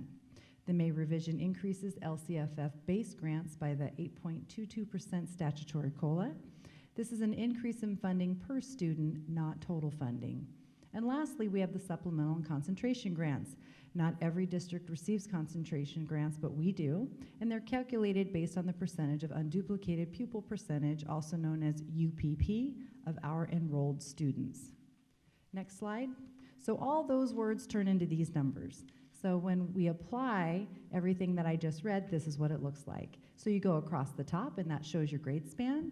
You have your base grant, which is your first line, the 22-23 grade base grant. You add the COLA, 8.22%, translates into these different amounts for each of the grade spans. Then you add them all together, and you get your third line. Your grade span adjustment is applied to TK, K3, and 9-12, so not everybody receives it. Then this year we have a TK add-on. It is inclusive of COLA already. And that leads you to the next line, which is your adjusted base grant per ADA. Then you apply your 20% supplemental grant per ADA and your 65% concentration grant per ADA. Next slide. In addition to those factors, we have the LCFF funding factors that we call our other planning factors. I've highlighted what year we're in. We're in 23-24. Even though our MYP typically is only for 3 years, we like to look at 5 years just to see what we're doing. We have our CPI, and that is, you see in 22-23 it was up to 5.71, that's Consumer Price Index. That's pretty high. It does drop a bit to 3.54 this year, but that is still an increase over what we're currently paying. And so whatever you're paying, you're going to pay an additional 3.45% this year. Next year, you take that amount, then you pay an additional 3.02. So even though we see it steadily going down a little bit, it is an added increase to the budget every year. Then we have our CalSTRS. I've just done some highlights of the big ones. CalSTRS employer rate, that's our contribution. That remains steady. That's for our teachers and our certificated typically at 19.10. And then we have our CalPERS. You can see that that does increase. Last year it was at 25.37%. In 26-27, we're estimating it to go up to 28.7%. So when you look at our MYP, these are the ingredients to your budget, and you'll see that's why sometimes our expenditures are going up. Even though we may not be buying anything, it's because we're paying for some fixed costs. And then we also have our minimum wage going up. Last year it was at $15.50. This year we're at $16, and you can see that it steadily increases up through 26-27. Next slide. OUSD changes in ADA. So what I like to do is just give you a snapshot of what we've looked like in the past and what we look like moving forward. We're just about in the middle at 23-24. Our ADA funding is now based on a 3-year average, and we have our funded ADA coming in at just over 15,000. In the out years, you can see that our funded ADA is continuing to decline. So when we're looking at our revenue, that is another reason why we won't be generating as much revenue, because we don't have as many students attending the schools, which then decreases the amount of funding that we receive. Next slide. Here we have our multi-year projection. We call these assumptions. When I explain the budget, sometimes I explain the budget's like a cake, and the assumptions are your ingredients. You change your assumptions, you change the cake. So here we have our ingredients, which are assumptions. So we have 23-24. Our attendance ratio came in at P2, came in a little lower than we anticipated. We were at 89.99%. COLA is at 8.22, and I just reviewed CalSTRS and CalPERS in our last slide. We are staying consistent with our 410 student decline. We haven't seen a change in that pattern as of yet. We declined just about that amount last year. Health and welfare, we're anticipating to go up for 10%, and then for Kaiser, it could be as high as 15%. That's what we're being told to budget right now. Our increase in utilities is 10%, and step and column increases is 1.5%. So when we're looking at expenditures in out years, these are also baked into our MYP, and that's why you'll see expenditures increase even though we may not be buying anything. It's just the cost of running a school district. Next slide. Here we have the 10% reserve cap. This is the Prop 98 reserve cap. And so this just notes that once the Prop 98 reserve hits a certain point, you cannot carry more than a 10% reserve as a school district. So we'll show you how we've created that this year, and it's very similar to what we did last year as well. Next slide. So here we have our multi-year projection unrestricted. Unrestricted is really important because that's what we have a little bit more control over. So this is what we're looking at our LCFF dollars. In 23-24, our revenues are 178, our expenses come in at 179. So we're just a little under $1 million over. And then we have our beginning fund balance coming in at 23 million, our ending fund balance at almost 23, we're at 22.4. We don't need anything to meet the reserve amount, and our reserve amount is 3%, which comes in at 8.2 million. And then in 24-25, you can see, as you can imagine, the red is not positive. You can see that we do have deficit spending happening in 24-25, and then it increases exponentially in 25-26. Much of this goes back to the assumptions that I referenced earlier, that when you have costs increasing, which are your expenses, then you have your deficit spending increasing as well. However, for the next 3 years, we can meet our financial obligations, so we will have a positive budget. Next slide. This looks at our combined budget. Combined means that we're looking at our restricted dollars along with our LCFF unrestricted dollars. Here we have our revenue, so it gets to be a little bit of a bigger budget of $277,647,164, and then our expenses are a little bit less, so you don't see that we're deficit spending when you have the combined. However, in the third year out, it does come up again as a negative 8.3 million. Then moving through 23-24, going back to that first column, you have your beginning fund balance of 46.2. And then you have 50,498,000 as your ending fund balance, and then you have your restricted amount. You have non-spendable and other commitments at just over 3 million, and then we have our adjusted ending fund balance. And then we have our combined summary, our 3% reserve at 8.2 million. And then you can see we're able to maintain that for the next 3 years. But because in both our combined and our unrestricted, we do have deficit spending, we're going to need to continue to evaluate the budget. Next slide. So here's the components of the ending fund balance. So in our non-spendables, we have our stores, our revolving cash, and prepaid expenditures. This is standard. In our restricted, when we talk about restricted funds, those are our Title Is, our Title IIs, anything called a title, grants, Medi-Cal lottery, COVID funding, and then any other types of grants that are received. Our estimated actuals come in just over 23 million, and our proposed budget is at 28 million. So when we're looking at our budget, we always set aside the first 3%, and that's noted at the very bottom. We have 10.6, and then we have 8.2 for the proposed budget. Anything between 4 and 10% we've assigned that expenditure or that amount for employee compensation and declining enrollment mitigation. This is the same thing that we did last year. And then for committed, that's anything above 10% we have for our post-retirement. We always put that in there. And then continued work on our facilities, deferred maintenance, furniture and equipment, and turning our sites to more work with the high schools this year in that area. So these are our components of our ending fund balance. Next slide. So actions to ensure fiscal solvency. This is the goal of the board. Closely monitor student enrollment and adjust staffing accordingly. Reduce staff as funding timelines expire. We're going to be seeing some of our restricted funding fall off because COVID is ending this year for one of our ESSER funds, one of our larger ones in September, and another one in the next September. And then we're going to evaluate our health and welfare costs, identify possible reductions in contracted services, and continue to incorporate updated revenue and expenditures as they become available for current and multi-year projections. Next slide. So our next step is to approve and adopt the final budget. That's at the end of June. We'll complete the year-end close and unaudited actuals, and then we'll present the unaudited actuals and revised budget in September. Next slide. And that's it. Thank you. Thank you, Andy. That was great. Months of work.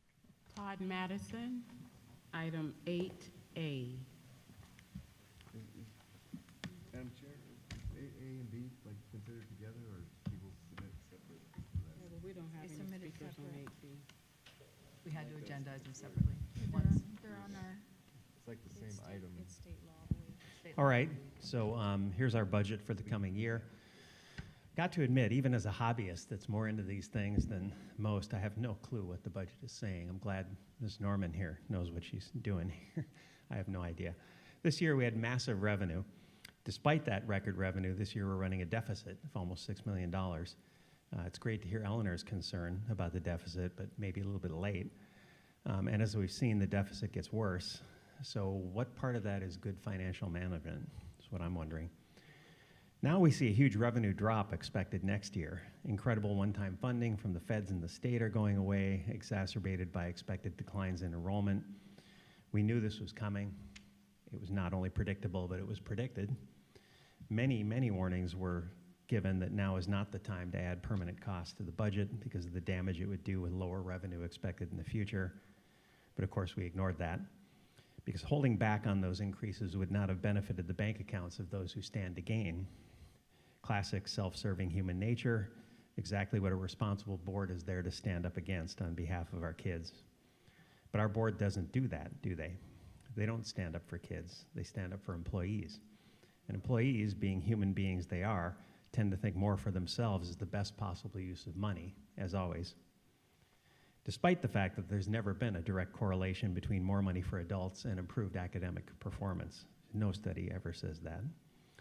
So according to the state's numbers, in the last decade, OUSD's funding has gone from $8,810 per ADA in 2012 to $17,994 in 2022. It's an increased rate of 7.4% per year, which is almost 3 times the rate of inflation. But yet academic performance has remained flat or declined. Most of that's gone into the paychecks of adults, which shows obviously more money for adults does nothing, as I said earlier. Everyone involved last fall knew full well the damage increasing those costs would do to future budgets. Everyone knew they would ultimately require cuts to be made. It looks like we've got a few years now from all that inflow, but it's going to happen eventually. We see a $9 million deficit in a few years here. The County Office of Ed clearly pointed that out at the time, saying in the response that deficit spending will increase, but the board approved it 5-0, as they always do, and we now see that in the multi-year. As I've said, taking candies from babies for themselves just because they can. This won't be the last time I get to quote Joe Biden. Don't tell me what you value, show me your budget, and I'll tell you what you value. We see the budget, we know what you value, and it isn't a better education for our kids. Thank you.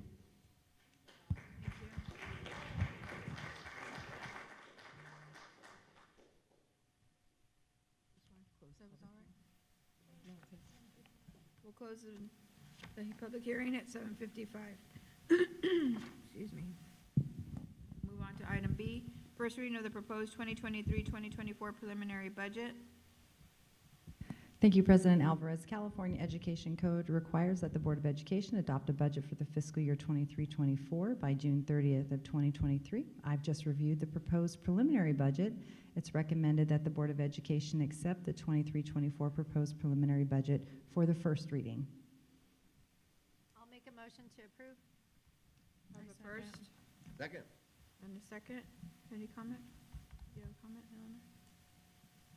No, I don't have a comment. Okay. I'll call for the vote. All those in favor say aye. Aye. Thank you.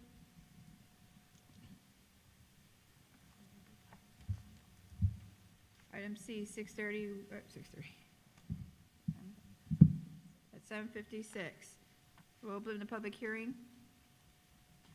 regarding renewed waiver of certain statutory surplus property requirements. We are commencing a public hearing regarding the district property located at 333 Garrison Street, commonly known as the former Garrison Elementary School site, and the district's desire to submit a waiver renewal. This hearing is open again at 7:56. No, yeah, 7:56. The district is holding this hearing to allow for any public comment on whether to renew its waiver from the State Board of Education of certain statutory surplus property requirements related to the sale of the property. The waiver approved on January 12, 2022 removes certain procedural restrictions regarding how the district disposes of the property, specifically the restricted bidding requirements. The district successfully identified a purchaser and is currently progressing through the sale process, but given the complexity of the sale, requires additional time to finalize the sale. I will now commence the public hearing. I invite anyone who wishes to speak about the waiver of certain surplus property requirements to address the board now.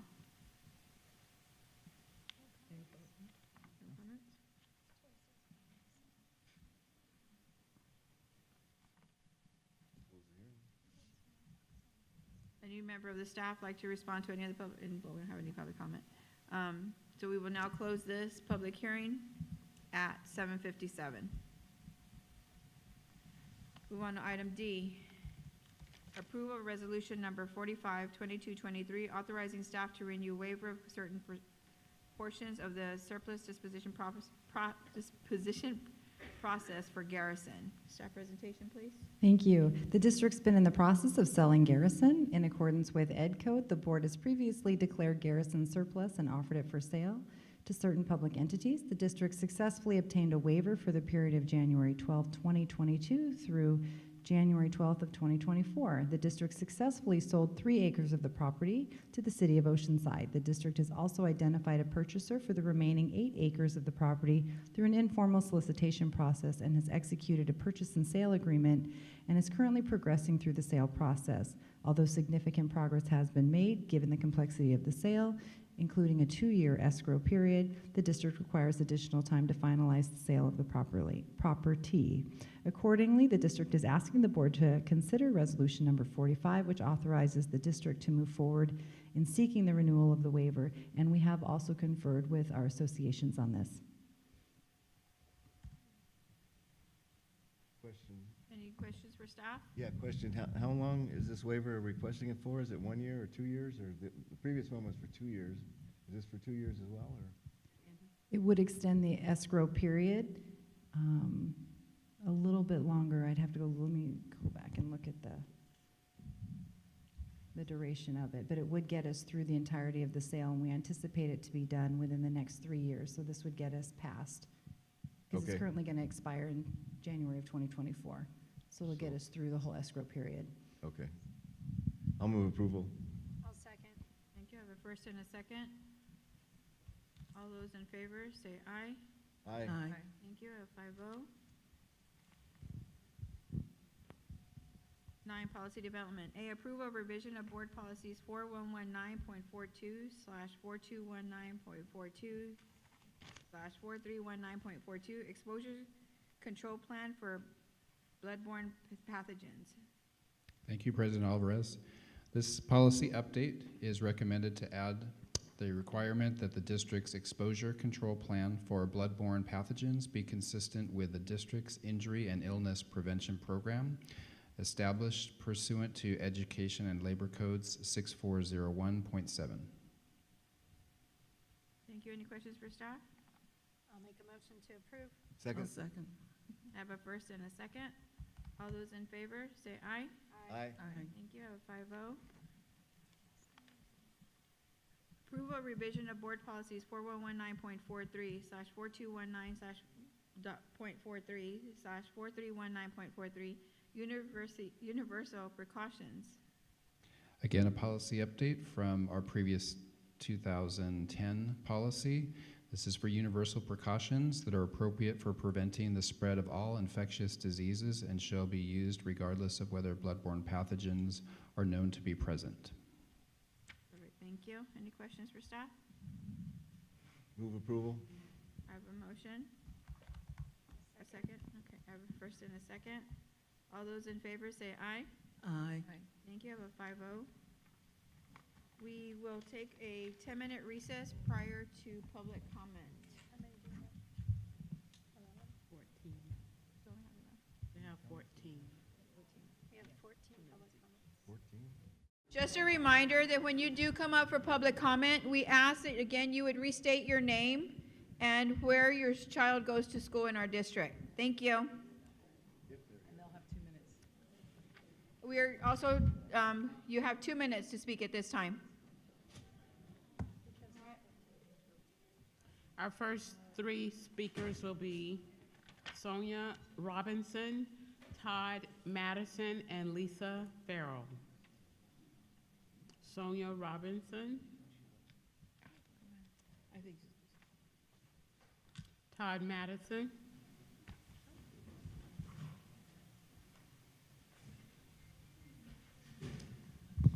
All right, 2 minutes is going to be a challenge. So I recently saw a video in which our superintendent, Dr. Vitale, was interviewed in a show called Voice for Equity. The interview provided some insight regarding some of the problems parents are having with the district. I appreciate Dr. Vitale's advocacy for tolerance. I'm 100% with her on that. LGBTQ people face difficulties in society every day. We need to fight that. Unfortunately, though, she quickly goes off the rails and we see enough straw men to create a California wildfire, or maybe a Canadian wildfire. She talks about personal attacks. You can see the video of all the comments that have been said on the Facebook Parent Association page, San Diego Schools YouTube, if you'd like. Truly personal attacks, I think, are very rare.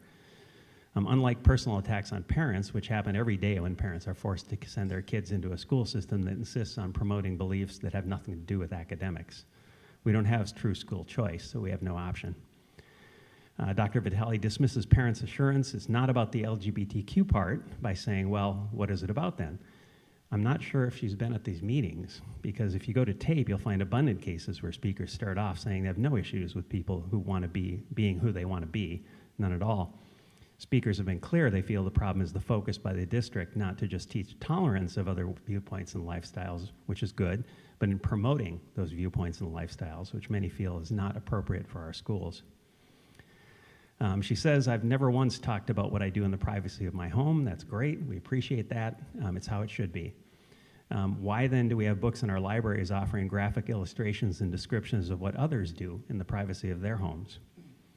Parents aren't expressing hate of LGBTQ people. They're protesting the teaching, or protesting the teaching of tolerance. Finally, we say there's no other possible reason for parents' opposition. The district is doing very well. I think if you look at what we've seen in this meeting, you can tell the district is not doing very well. I think that alone should have our board looking for perhaps another superintendent. Thank you, Todd. Yep, thank you.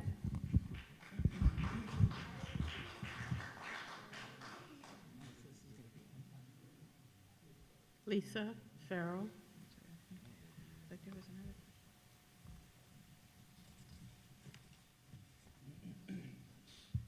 Good evening, school board members and Superintendent Vitale. My name is Lisa Farrell. I've been a teacher in our school district for 22 years, and this has been an extremely difficult and exhausting year. As a teacher, I've felt the lack of support this year. We've been without a counselor for weeks, a night custodian for months, and we've had an unfilled duty supervisor position all year. Every person on campus has had a turn chasing one of our TK students. Every staff member without a classroom has taken a turn supervising the playground. We've already have large classes, huge caseloads, and more work than can possibly be done in 24 hours a day, and we could not have made it through this year without the amazing support of our principal and AP. We're tired, we're stretched thin, and our school only has an enrollment of 500. I say this to make you aware of what's happening at our schools and what's being put on the shoulders of our teachers and admin every day. As frustrated as I am about the situation at my site, I'm actually here to talk to you as a parent in our district. I want better for my son. He goes to Reynolds for 2 more days. Next year, he'll follow the bilingual program to FUSAT. Tonight, you voted to add portables to FUSAT. They'll add 250-ish students to their campus and 13 more classrooms. What isn't being added is extra administrators, extra counselors, extra custodial staff, extra office staff, all the people it takes to support the learning of our students. I believed you when you said Reynolds needed to be closed because of safety, and I understood when you said you were waiting until the end of the year to do this transition the right way. Cramming more students into a school without the proper support is not the right way. Having 2 principals sounded good. Now it seems like a small token to keep the peace. They need an assistant principal. Having the same amount of custodial support for 500 students as almost 800 students is not the right way. A school counselor will have 13 more classroom lessons to teach each month and 250 more students to support.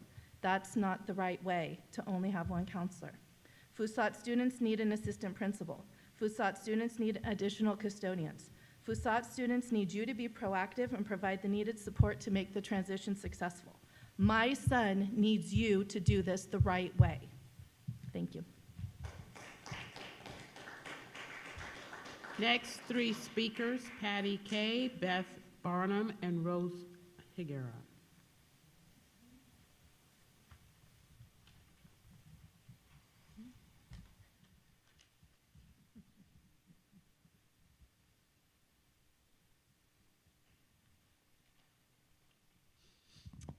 This is an interview that is well worth listening to. It's not directed at anyone personally. It's an overview of the status of government schools in California by a child psychiatrist.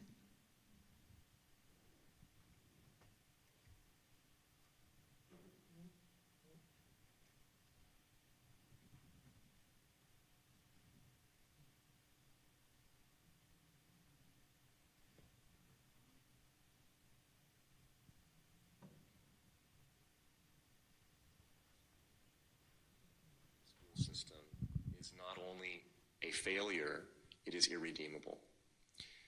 The school system is controlled, utterly controlled, by teachers' unions and advocates, meaning those who go into the schools to proselytize their political ideology on your children.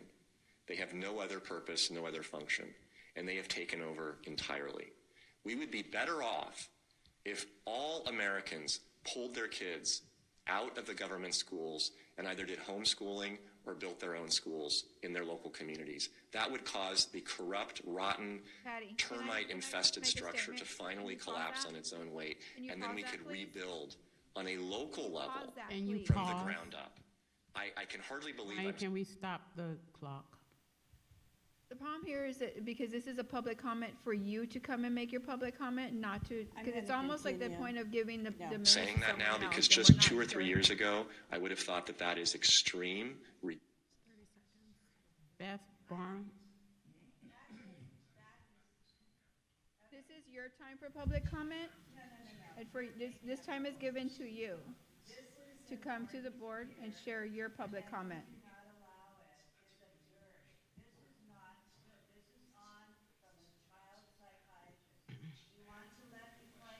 No, ma'am.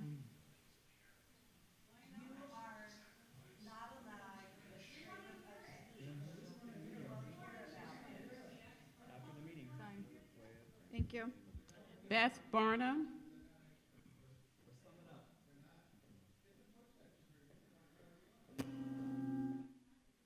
Exactly why we're pulling kids out of school.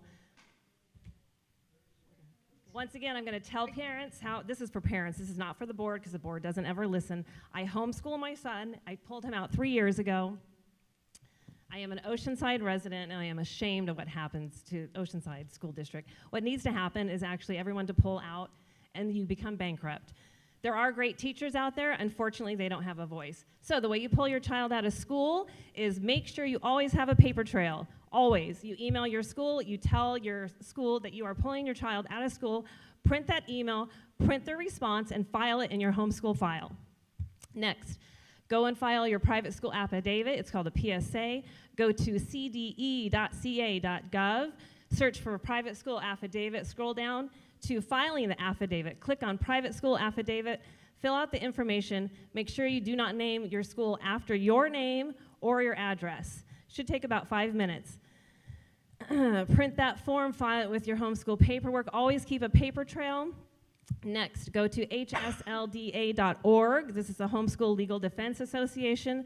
The cost is $150 a year. Once you enroll, they become your lawyer. So anything that comes up legally, such as the sheriff knocking on your door because your child is truant, or your school district saying that your child is truant, you don't answer the door, you call HSLDA, and they are your lawyer. If you have trouble getting your child into college because you have a homeschool child, again, HSLDA will talk about that. They will take care of your problem. How much does it cost to homeschool your child? It can be nothing. It could be $500 a year. It could be $1,000 a year. A couple more websites. Homeschoolcollective.co is here in North County. Publicschoolexit.com. Willow Ridge Academy. Freedomofchoicehomeschool.com is right down the street. You do not have to be a teacher to teach your kids. You have the best interest, not this board. Thank you. you. As just shown. I cannot believe you guys just did that. Rose Figuera?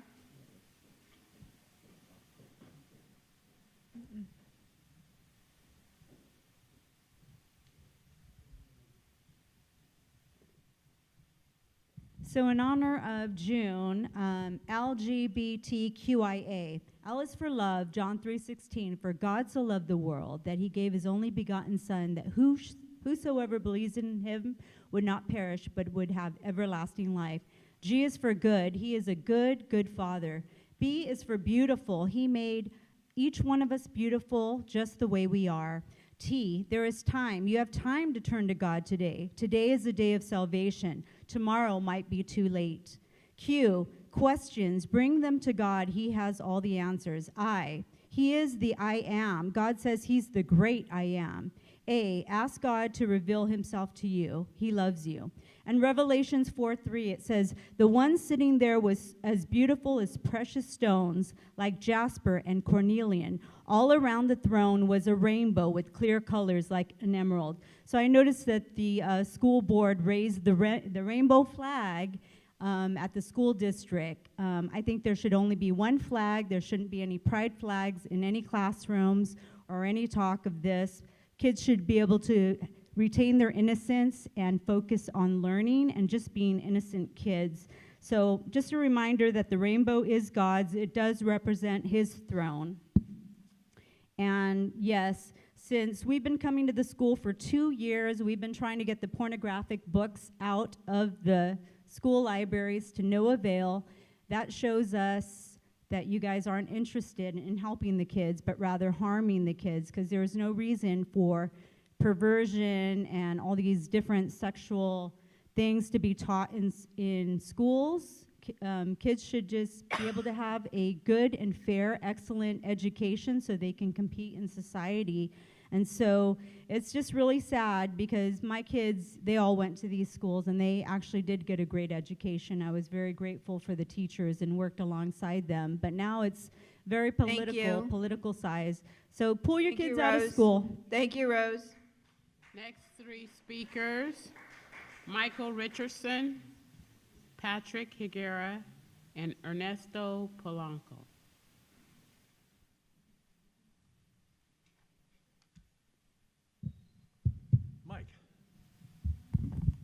Mike.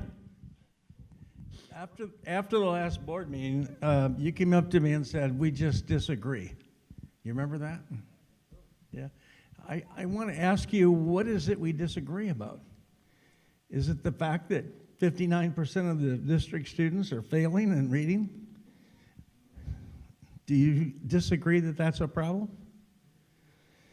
Is it the fact that 71% of the district students are failing in math?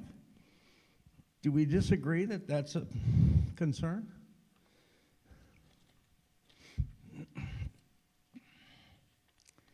Is it the fact that the district had a 38.4% chronic absenteeism? Do we disagree that this is a problem? Is it the fact that under your watch, the district spent over $6 million more than they received this year? If you were managing a business, you'd be fired. Is it the fact that you employ an overpaid superintendent who puts her focus on her political and ideological agenda ahead of the kids? I've been coming to these meetings for over 2 years, and I rarely hear discussion about teaching the kids. It's all about DEI. That's discrimination, exclusion, and indoctrination. Let me repeat, discrimination, exclusion, and indoctrination. That's what your job is. Discrimination, exclusion, and indoctrination. I've never heard any discussion. According to the district website, by establishing and implementing policy, the board is dedicated to ensuring the success of every student in the district through clear, concise direction to the superintendent. Do you think you do? Do you think you do this? Richardson. Thank you. Do you think you do this? Thank you.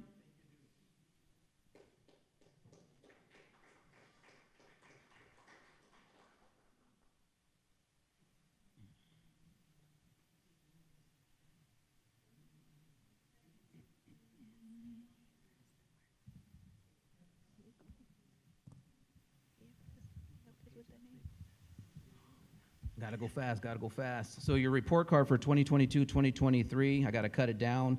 Math proficiency for a high school, 26%. Reading, 50%. High school readiness for college, 32%. Graduation rate, you were right there, big guy. Last year it was about 85%. Now it's 65.8. This is according to usnews.org. This board has condemned and closed at least 3 schools within the last 3 years. They don't allow for overhead presentation for parents even by request. They allow for pornographic books to be in the libraries, thanks to you. They continue to sexualize our kids without parent consent. I've been coming here for 2 years just like the rest of them with, you guys aren't helping at all. And it's always gonna be 5-0, right, Mike? That's what you told us about a few months back. I believe we are all Americans, at least I hope we are, and we want our kids to prosper. But this is what the logo looked like, our OUSD logo, that's what it looked like. And then for this month, it looks like this. And that's all because of you, Vitaly. Let me give you a number, okay? What's 416,800? That's the military men who died in World War II. 1,465 killed at Normandy, 1,928 missing. So we had 16, 17-year-old men lying to get in the Army. Now look at the men we have now. It's a shame. LGBT, you give them 30 days of celebration and a flag. What do you give the fallen soldiers? 1 day in May. 1 day in May. How come you didn't turn the logo into the American flag? Why didn't you do that? How come none of you stood up for this? You all should be ashamed of yourselves. You're not Americans. You're not Americans at all. You're a bunch of fools.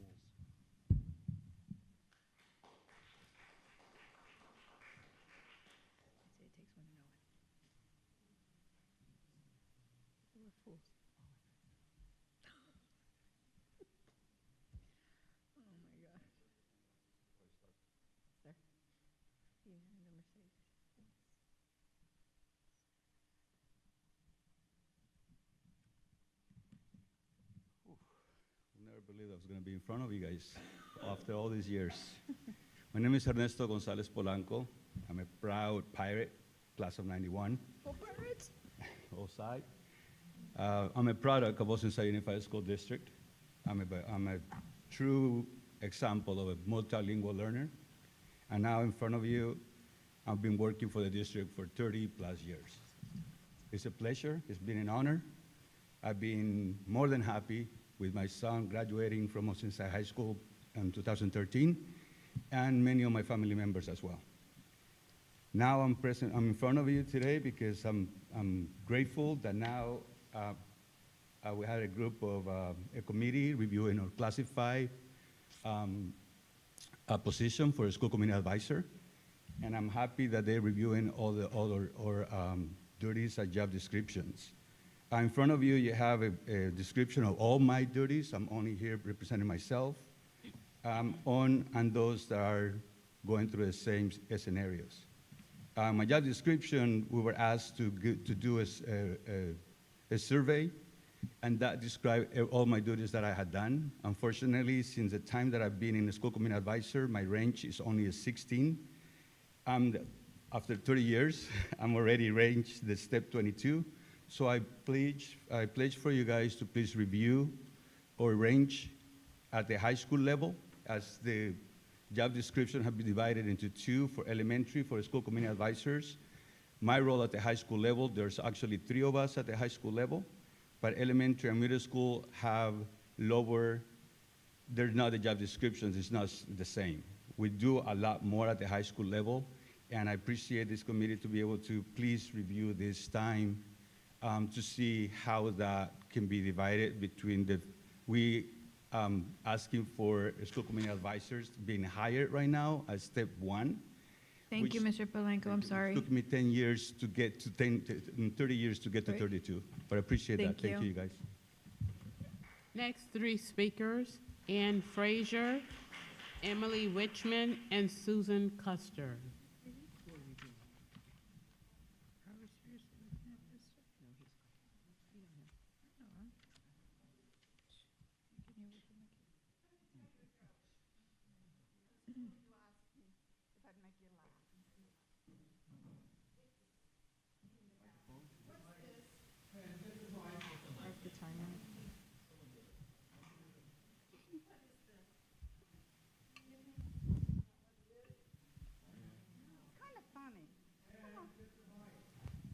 is it? It's pasteurized milk. No one's going to smile. It's kind of sick, isn't it? But I had to make it legal. I'm going to take the rest of my time to sit because you don't listen to me. I'm going to sit here. I'm going to pray silently.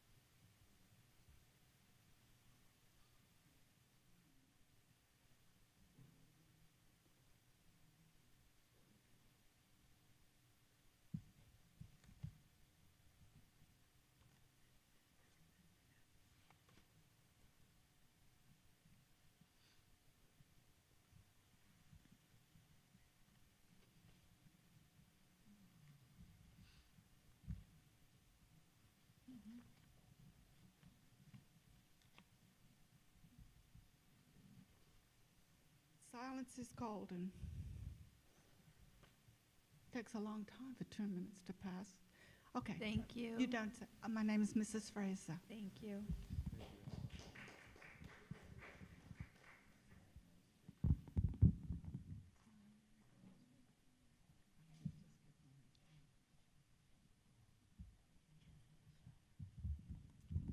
My name is Emily Witchman. My children and grandchildren went to Palmquest, Lincoln, Chavez, or MLK, Garrison, and El Camino. Mike had a good idea, and I'll go, and I'm going to run with that. It takes a couple of days to get some questions answered from the agenda. So what I'll do on Tuesdays in the evenings, I will ask you those questions and then meet a couple of days later for your answers. And this way we won't hang you up and be looking at you and wondering, what are you going to say? So thank you.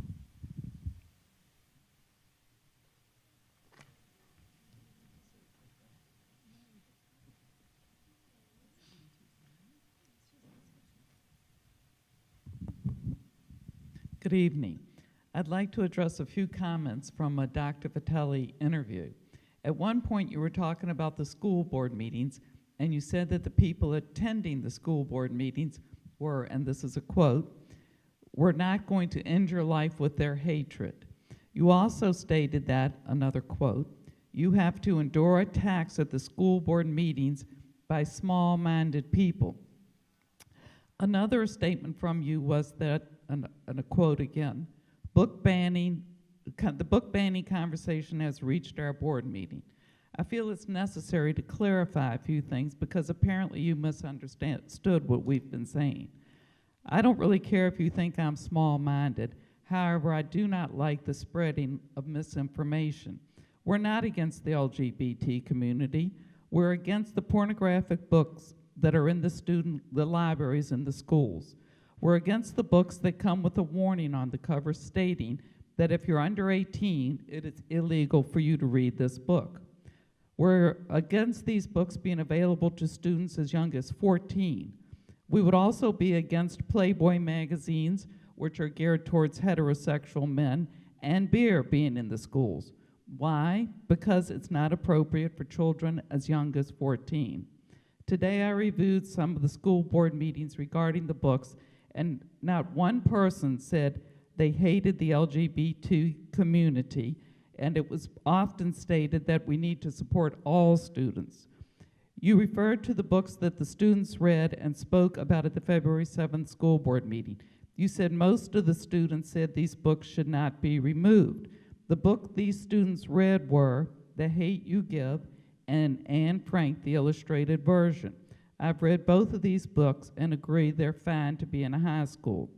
Of the books that should be removed that we had mentioned, only one student read one of the books, and it was genderqueer. Thank you. I'd like to close with saying, let's, instead of raising the pride, Allison Menu and Maria Alshalma.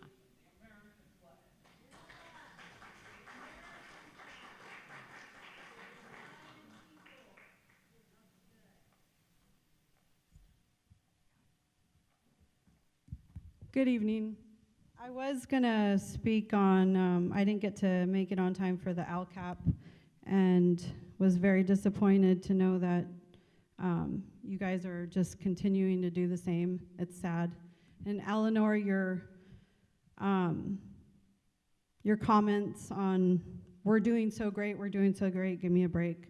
I'm going to actually, I have a little bit towards Dr. Vitale when it comes to that interview that Susan's talking about. You had mentioned about the parents at an elementary school and how you didn't understand why they were so upset about the LGBTQ curriculum coming into the schools. But it just seemed like you were very dismissive as to the fact that these are very passionate Christian Armenian parents in the community that are rising up. And thank God for them, because there's going to be more rising up. It's very sad what happened that couple days later in Glendale. Actually, they did pass it. So LA Unified, for the people at home, the board president is very open on the whole agenda to bring in curriculum, and so she got her way. No matter, there was plenty of parents there, all walks of life. Again, they're not against the LGBTQ community. They're there for their children, and their children are way too young. The children of LAUSD have been put through so much. It's heartbreaking and just very sad. So, no, we're not going to stop. Thank you.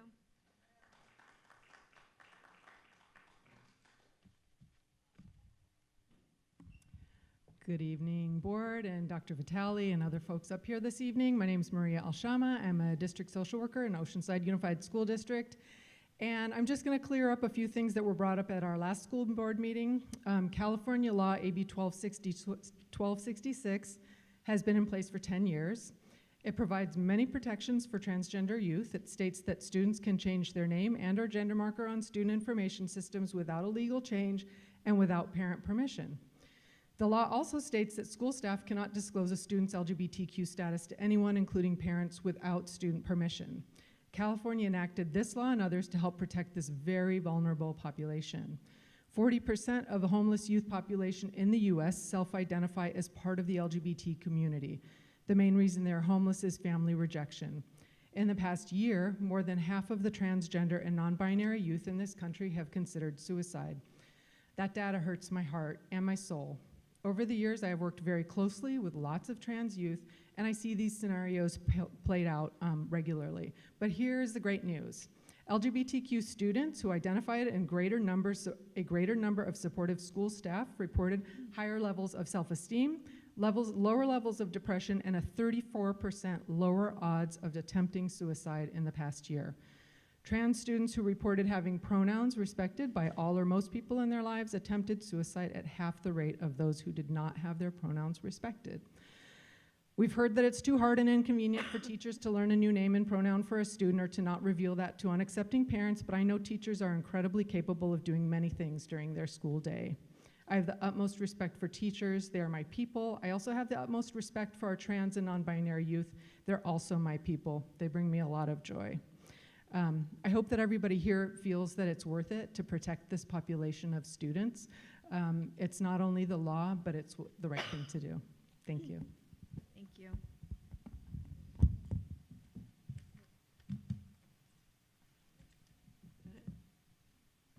Okay. we will adjourn the meeting now at 8:47. Thank you for all being here.